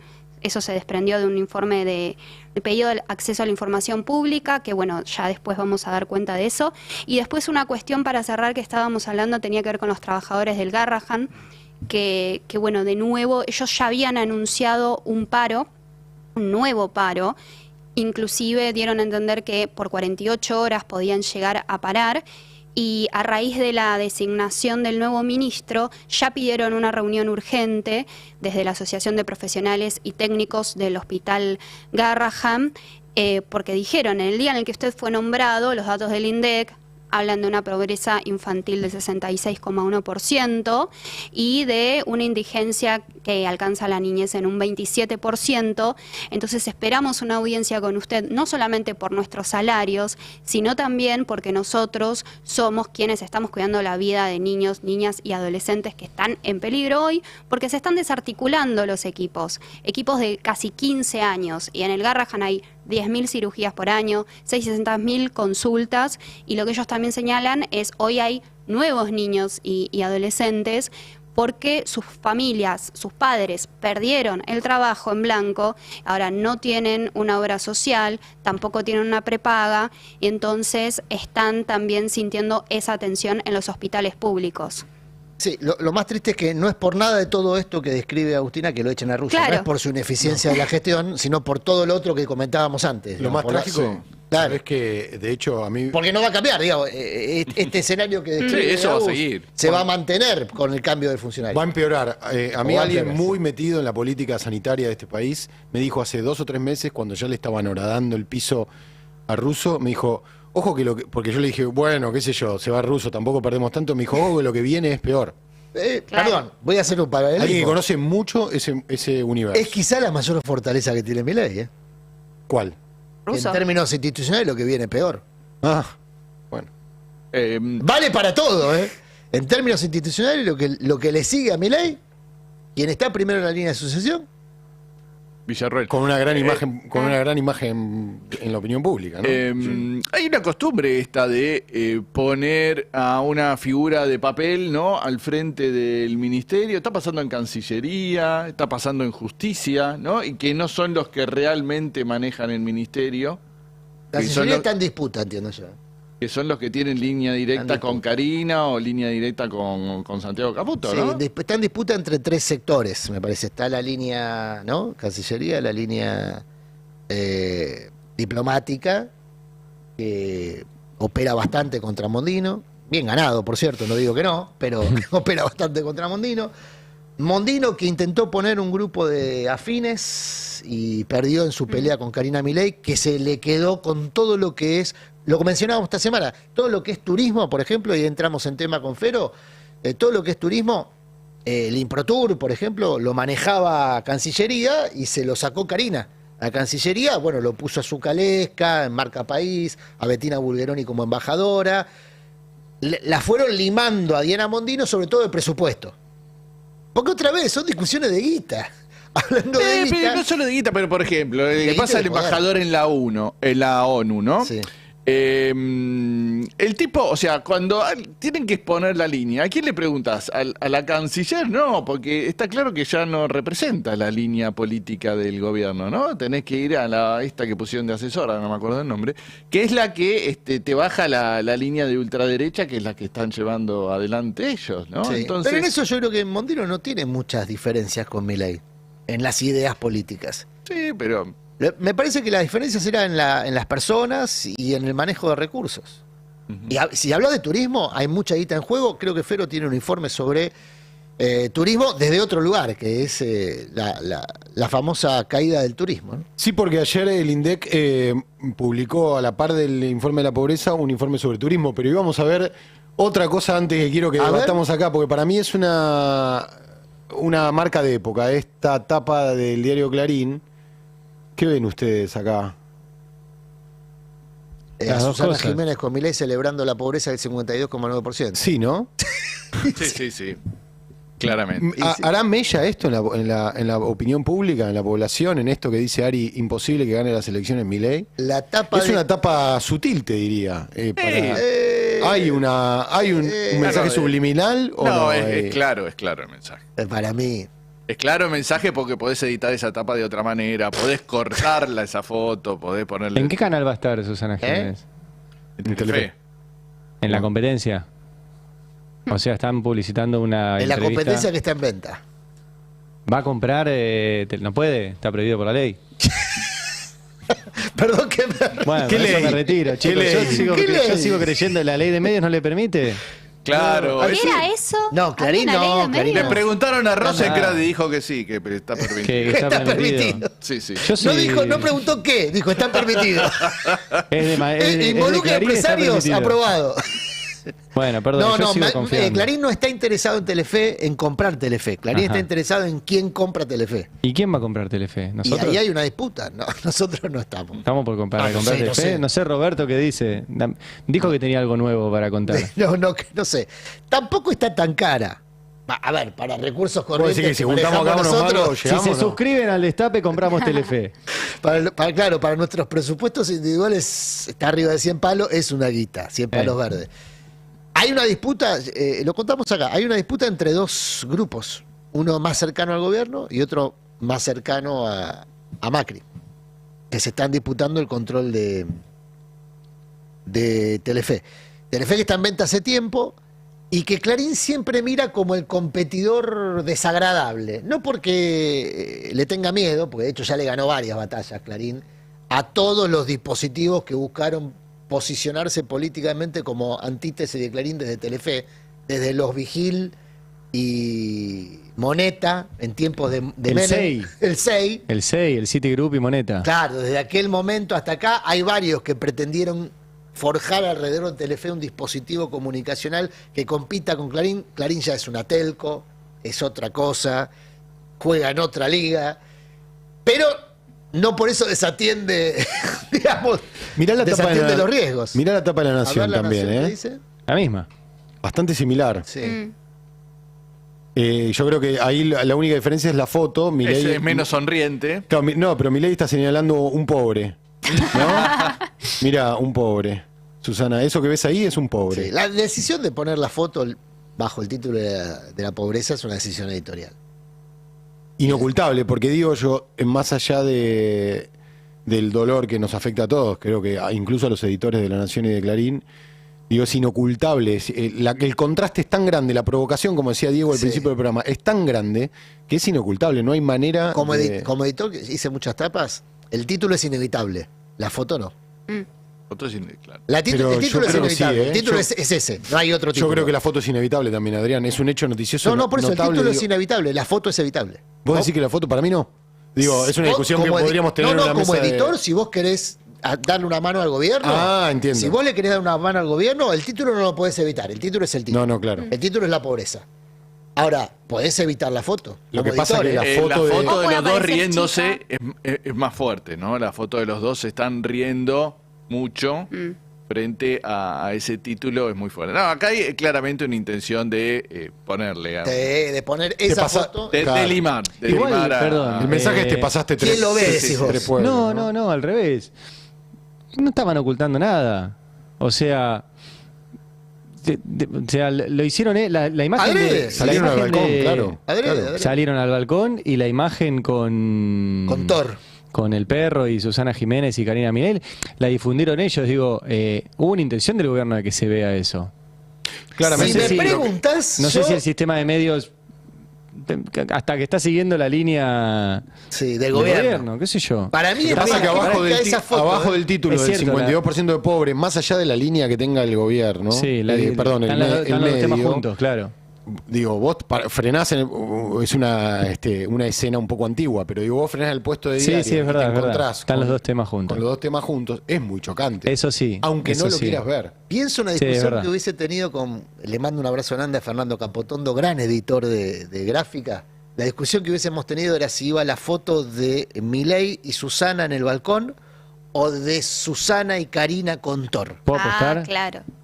Yo hubiese sugerido la foto de Susana, Karina y el perro. Sí.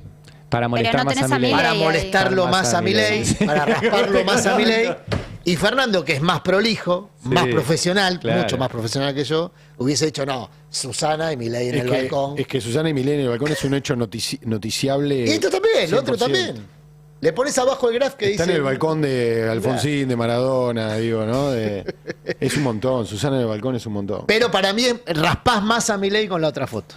Porque hay un hecho noticioso. La publicaron esta foto en la misma hora, en el mismo momento en el que se publicó la foto. Y porque nadie se mete con Karina, que es algo que a Milei es un punto ese. Se toca.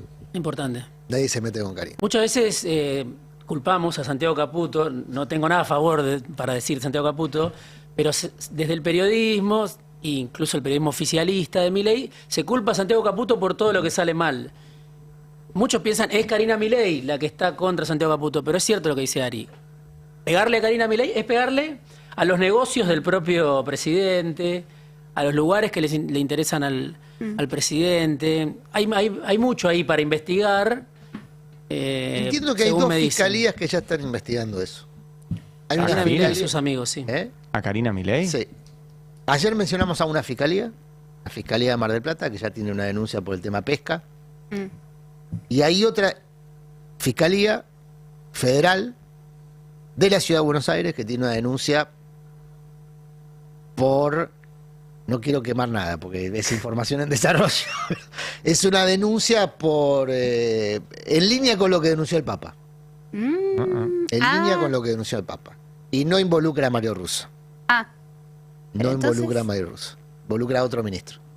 La verdad que el Papa dio varias pistas y no parecía ir por el lado de la salud. No, para nada. De hecho, parecía ir por el lado de la obra pública, ¿no? Sí, la salud no extiende cosas. Claro, no.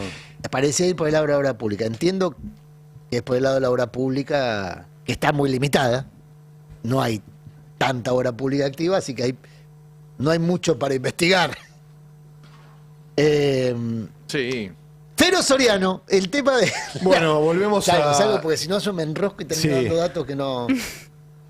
nos interesan. Te vas de boca, Adrián. No, bueno, decía que el INDEC publicó ayer, a la par de los índices de pobreza, publicó un informe que habla del turismo hacia Argentina y desde Argentina, con algunos datos bastante interesantes que hablan, creo yo, de la desigualdad, de cómo se va ampliando la brecha de desigualdad, que es una de las consecuencias de la pobreza, ¿no? Más desigualdad, más gente que viaja, menos turistas que vienen, es decir, menos para las economías regionales, y los pocos privilegiados que podemos viajar aprovechan o aprovechamos, ¿no? En la placa 1 tenemos el dato más concreto, más importante, que es la caída de los turistas extranjeros que vinieron al país. El INDEC hace una diferenciación de turistas y que lo hago un comentario al margen, ¿no? Y expedicionarios, creo que le dice, excursionistas, que son quienes vienen pero no pasan una noche en Argentina. Los turistas son los que pasan al menos una noche en el país. En agosto del 24 vinieron 418.500 personas, pero eso representa un 17%, casi un 18% menos que en agosto del 2023. Y a la par, lo que te decía recién en la placa 2, el aumento del viaje de los argentinos hacia el exterior. 513.700 residentes salieron del país, lo que significa un incremento del 12,3% interanual. Podemos ver de dónde vienen, si les interesa, jugar un poco a ver de dónde vienen y a dónde van de dónde vienen los extranjeros y a dónde van los argentinos. Esto sigue siendo, esta es la placa, el gráfico que les pasé, no sé si lo tienen a mano, es perfectamente, donde se habla de la residencia habitual de los que vienen y a dónde van los argentinos. Vamos a empezar por los visitantes. Siguen siendo mayoría los brasileños. Ahora vamos a poner en porcentajes quiénes dejaron de venir y quiénes siguen viniendo. Todos cayeron, pero algunos en menor medida que otros. Los brasileños son el 32,3% de los visitantes, por lo menos eso ocurrió en el último mes. Los uruguayos, 17%, el resto del continente americano, 12,3%. Hay una digresión, un desagregado más, que es los chilenos, casi el 10%. Después vienen de Europa, también casi el 10%. Paraguayos, 8,4%. Estados Unidos y Canadá, 5,9%. Bolivia, 2,7%. El resto del mundo, 1,9%. Y los argentinos, ¿hacia dónde van? Y acá, por ahí, estamos viendo un poco la cuestión del dólar, ¿no? El valor del dólar en relación con el turismo emisor, que es lo que se llama, como se llama a la gente que sale. Brasil... Perdón, son dólares que se van, ¿no? Sí. Para un gobierno que no tiene. Son dólares que se van, exactamente. Y fíjate a dónde se van, Diego. Se van sobre todo a Chile, y esto es lo que estábamos viendo en las últimas semanas, ¿no? Toda la gente... compras, ¿no? Toda la gente cruzando la frontera, sobre todo de Mendoza, para el tour de compras. 16,7% de los argentinos en el último mes se fueron para Chile, casi en la misma proporción a Brasil. Esto lo hablábamos, no sé si ayer o la semana pasada, cuando decíamos que iba a ser más barato este verano irse a Brasil. La semana pasada iba a ser más barato irse a Brasil que veranear en Todavía con Uruguay Pinamar. El tipo de cambio sigue siendo favorable a la Argentina, ¿no? Con Uruguay sigue siendo... Pareciera ser, ¿no? Cayó mucho la llegada de uruguayos, muchísimo, y también cayó un montón la salida hacia Uruguay. Claro, porque sigue siendo caro. Sigue siendo caro, sí. Sigue siendo también caro. ¿Sabes por qué te digo esto? Un banquero, un malogrado banquero, Jorge Brito, va, no voy a dar tanta vuelta, que entre sus posesiones bancarias estaban los bancos de frontera, en Misiones y en Jujuy. Tenía los bancos provinciales de Misiones y Jujuy. Un día me dice, yo cuando tengo duda de cómo viene el tipo de cambio, lo llamo a mi gerente, que está en Positos o en Puerto Iguazú, y le pregunto para dónde está la cola. Si la cola de auto está apuntando hacia Brasil, el tipo de cambio está retrasado. Si la cola de auto está apuntando a la Argentina, el tipo... No, perdón, el tipo de cambio está favorable. Bueno, está favorable, depende para quién siempre, ¿no? Es lo que se ve en este informe, me parece que es el dato más destacable, ¿no? La brecha, la desigualdad, porque fíjate que hubo un 15%, casi en la misma proporción que a Brasil, que se fue a Europa. Y los que usamos Instagram lo vemos. O sea, dentro de nuestro más o menos estrato social hay un montón de gente vacacionando en Madrid, así que está más barato casi comer en Madrid. El Ligenti que no da abasto de recibir gente. El Ligenti no da abasto de recibir gente. Es verdad. Todos los días le tocan el timbre, pobre. No, es que está muy retrasado, ¿no? 1.200 terminó ayer el Blue. O sea, sí, es deliberado también, ¿eh? El atraso cambió. Bueno, lo explicaba ayer Roberto Navarro, porque la confluencia del tipo de cambio con la dinámica de inflación, que es el famoso crawling del 2%, se puede obtener retrasando el tipo de cambio, digamos, se puede obtener más rápido retrasando el tipo de cambio, pero eso se hace a un costo alto, que es lo que decía Diego, que es la intervención del Banco Central con dólares que en la Argentina escasean para justamente sostener este tipo de cambio. Y ahí es donde entran las dudas respecto a las posibilidades que tenga la Argentina de afrontar sus deudas el año que viene, porque si no hay un ingreso de dólares significativo, esta política de intervención con dólares que escasean, en algún momento eclosiona si no entran dólares. Bueno, y lo que vos estás mostrando es que se van dólares. Se van dólares y no entran. Y están entrando menos, claro. Están la balanza menos. Turística es fíjate en la próxima placa, que es la placa 03, ahí está, mirá. Cae, mirá lo que me decías de Uruguay, cayó 46% la entrada de uruguayos, 38% la de chilenos, 33% la de bolivianos, que también cruzaban la frontera para hacer compras cuando el dólar estaba un poquito más accesible para los extranjeros. Cayó la entrada de estadounidenses y canadienses en 12,2%. Y subió la de brasileños. Y subió la de brasileños. Qué raro. O sea, los brasileños, yo creo que los que vienen acá son de clase... Brasil devaluó y nosotros estamos retrasados. Claro, les conviene más. Brasil devaluó. ¿Les conviene igual venir? Les sigue conviniendo. Claro, yo entiendo también que hay una cuestión de los que vienen acá, de brasileños, son en general de clase alta, que les gusta ir a esquiar. Es como otro tipo de... Es un mes particular. Es un mes particular porque estamos midiendo agosto y como vos decís, los brasileños vienen mucho a esquiar, ¿no? Acceso a la nieve que en Brasil no hay. Que no tienen. Y la última para cerrar es un poco la comparativa interanual para confirmar estos números. Fíjate en las entradas de turistas. Entre enero y agosto del 2023, es decir, en los primeros 8 meses del año pasado, se había incrementado respecto del año anterior 118% la entrada de turistas y había caído, y entre enero y agosto de este año cayó 12,2%. Es decir, creció el año pasado en este periodo de enero a agosto 118 y ahora cayó 12,2. Es un montón la diferencia. Y así como vemos que la gente sigue saliendo y que el dólar está accesible y todo, tampoco es tanto como había ocurrido el año pasado. El año pasado, entre enero y agosto del 2023, se había incrementado la salida hacia el exterior de argentinos en un 66%. Y si bien creció este año entre enero y agosto, la crisis también se siente porque apenas creció el 10,7%.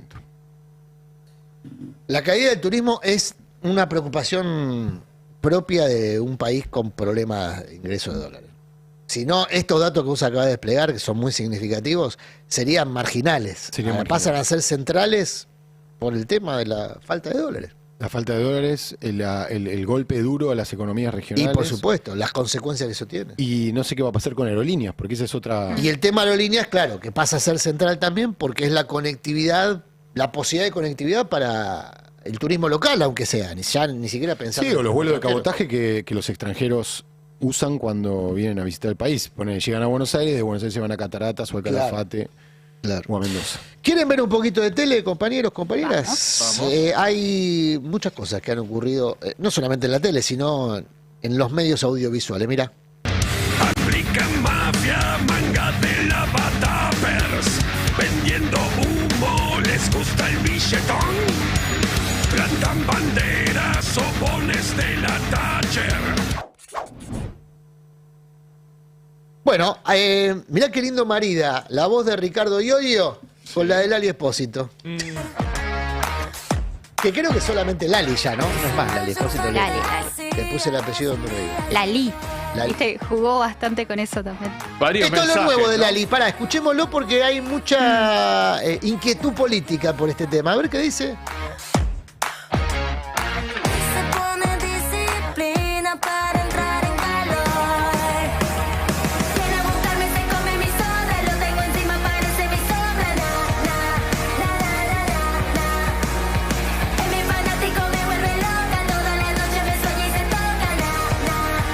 ¿Hay alusiones a Milei? Sí. Hay alusiones a Milei. Al peronismo también. A Charly García. Un ministro capaz que pasa. Está hecho en un depósito, ¿viste que decían Lali depósito? Muy ingenioso. Esto es lo nuevo de Lali. Se conoció ayer. Tiene alusiones políticas, me parece, por todos lados. Y hay una respuesta, si se quiere, a Milei, ¿no?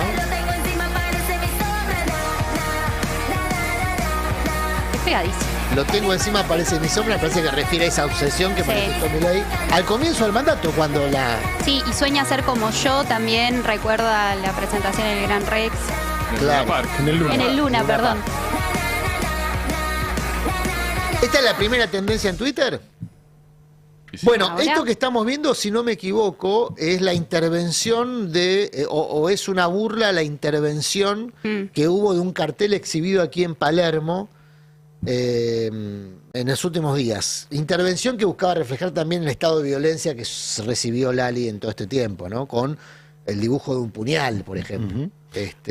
Muy, muy violento. Bueno, hay un personaje, para los que no están viendo, un personaje que es idéntico a Milei. Sí, la campera de cuero. Con la campera de cuero, desorbitado, gritando. Después ese mismo personaje rompe un papel que dice, lo voy a decir de memoria, por ahí le pifio a la cifra, pero es 38.900, sí. Que son los 30.000 desaparecidos, más, o sea, la cifra consensuada, más los 8.900 que dicen los negacionistas que hubo.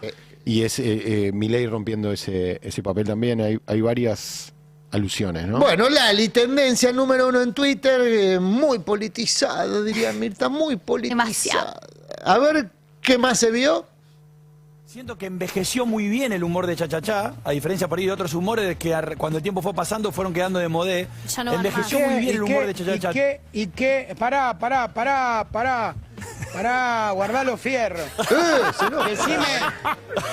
No, pará, guardá los fierros que ya te banqué los tipos que hacían reír. Pues no te mando a cagar porque está ella. Y yo te voy a explicar. Cha-Cha-Cha no fue una cosa que envejeció. No hubo una mierda que fuera mejor que Cha-Cha-Cha. No hubo gente que la hiciera. Hicieron lo imposible los putos canales de televisión para que no estuviera Cha-Cha-Cha. Y tampoco terminaron habiendo otros programas de humor de la misma época que te pido que los veas. ¿Y cuál era la época de Cha-Cha-Cha? Vos a lo mejor no lo viste, pero fue un canal en donde nunca hubo una risa grabada ni gente riéndose atrás. Claro. Gente riéndose atrás, nunca maltratamos a una mujer, nunca las tratamos de trolas como los otros canales de televisión y nunca en la vida hicimos algo que en lo cual no estuviéramos orgullosos. Por eso Cha-Cha sigue siendo vigente, porque estaba pensado mucho tiempo antes por un montón de artistas, no de locos que fumaban faso y salían. Nos rompíamos el orto para hacer algo muy bueno. Así que ni somos tipos que hacían reír a nadie. Y por favor, tu generación que es tan genial, quiero que haga un programa de humor, porque lo que hacen la verdad es una cagada. Bueno, Alfredo, te mando una polvorita, Alfredo. Sí. Igual estén atentos porque el destape se viene algo. Sí, el en unas destape horas. entrevistó a Alfredo Casero, Nacho Durán, nuestro compañero. Estuvo en el destape, estuvo en la redacción Pasó del por destape, acá. se cruzó con Roberto Navarro, momento tenso. de sumo interés público. ¿Se saludaron? De sumo interés público, porque claro, la redacción, para quien no conozca cómo está ubicada el destape, lo que ustedes ven, este estudio está sobre la redacción del destape. Entonces, para salir, compartimos pasillo, digamos, redacción y radio y demás. Entonces, y Navarro, para ir a su oficina, que está dentro de la redacción del destape, pasó por donde hacemos las entrevistas, que es en la redacción, donde hace Nacho las entrevistas a artistas y demás. Momento muy esperado, ¿eh? Sí, definiciones Yo políticas. creo que con cierta maldad se acordó la hora de la entrevista a sabiendas de que era la hora en la que Navarro se iba a su oficina. Podría haber sido 4 horas más tarde, podría haber sido otro momento. Lindo, bueno, vamos a ver la nota. Se viene con salió. todo, yo estuve pispeando algo. Casero que vuelve con Chachayá al teatro. Con buena parte del equipo de Chachayá, no todo. Capusotto no. Capusotto no. Algo dice también de Capusotto en la nota. Y lo raspa acá en esta declaración. Dice, no se hizo nada después. Después de Chachayá vino todo por 2 pesos. Peter Capusotto y sus videos. Capusotto y sus videos. Me parece que vinieron cosas interesantes en el humor. En el mismo tipo de humor teatral, o de humor del estilo que abrió efectivamente Chachá.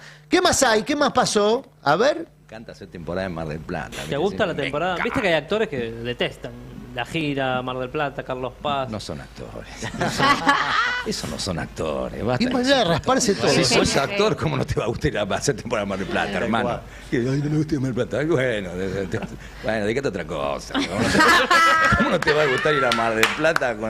Es la Argentina. Mar del Plata es Argentina en su Es el resumen. Sí, es el esplendor. Es su esplendor. ¿Cómo te gusta hacer teatro para esa gente? Para los tuyos, la puta que te parió. ¿Te relaja o te complica tener tantas funciones encima? Me encanta.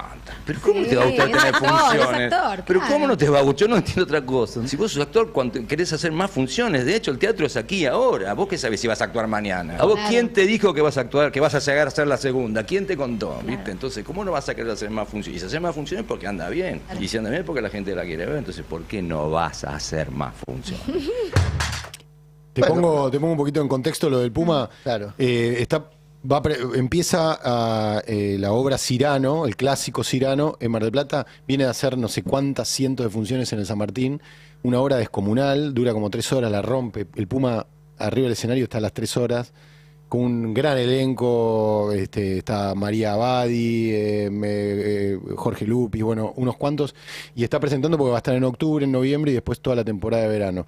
Es impresionante el despliegue de la obra. ¿La viste? Sí, y anoche lo vi a Lupi en el amateur con Dayuve, también extraordinario los dos. Dayuve, el despliegue que hace en el amateur, me debía el amateur, había visto en su momento, son 2 obras de Dayuve que tiene muchos años, el amateur y el equilibrista, que la están dando en el Chacareren.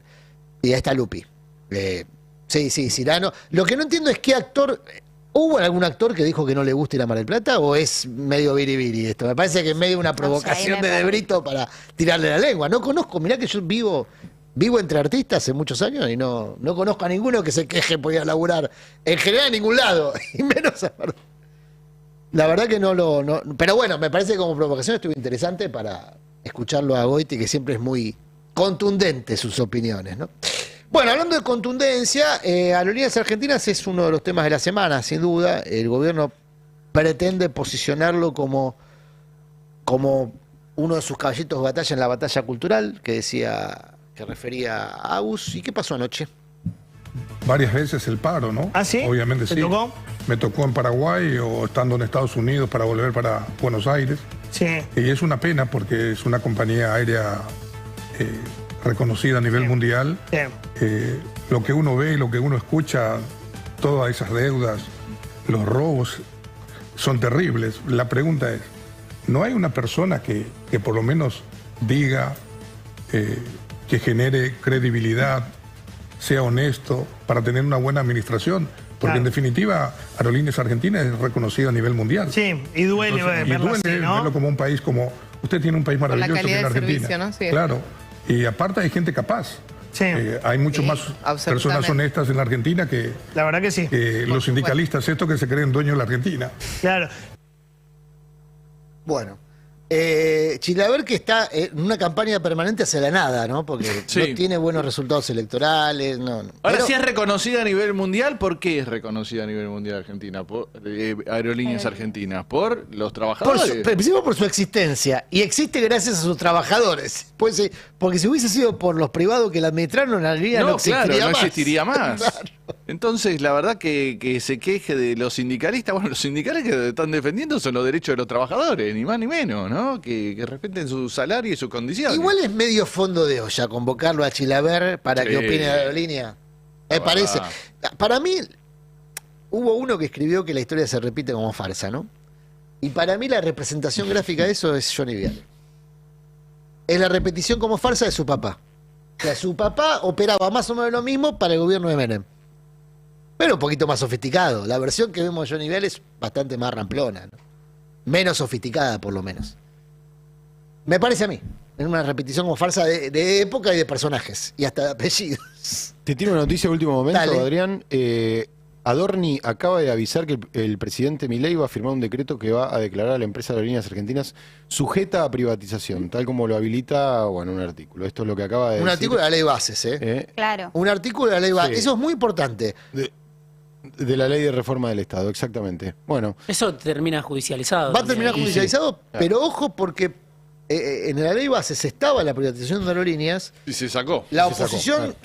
infló el pecho diciendo que había sacado la privatización de aerolíneas, pero permitió que por decreto, por ejemplo, el gobierno esta semana dispusiera modificar la ley sobre canje de deuda. O que por decreto se incorpore eventualmente aerolíneas entre las empresas privatizables. Le dio mucha discrecionalidad por decreto al gobierno, que además tiene para sí que cuando emitió un decreto, el Congreso no se lo volteó. Tiene 2 87 decretos. héroes. Y era 87 euros. O sea, tiene esos dos elementos el gobierno. Hay que ver qué pasa con el paro del transporte previsto para el 17 de octubre También. si no se adelanta con esto. Ahora, habíamos dicho, ¿no? Si el presidente ya había lanzado el decreto 70 sin facultades extraordinarias, los legisladores que le otorgaban las facultades extraordinarias en la ley base que se atuvieran en lo que iba a pasar. Iba a sacar muchos más decretos. Y sí. Por eso era importante voltear ese decreto. Digamos, para que el gobierno no considerara que tenía vía libre para seguir gobernando por decreto. Bueno, los libero yo porque tengo que seguir. Por mí yo sigo, pero bueno, ustedes tienen sus obligaciones. Así que los libero. Gracias, Diego Genú, Fero Soriano. Gracias por este tiempo, Fero. Gracias, Fer Siveira. Agus, la seguimos nosotros. En un ratito. Hoy, mañana, la seguimos con Agus en la edición del Destape. Con ustedes, en un ratito. Breve pausa, hacemos un pis y viene volvemos. Murano.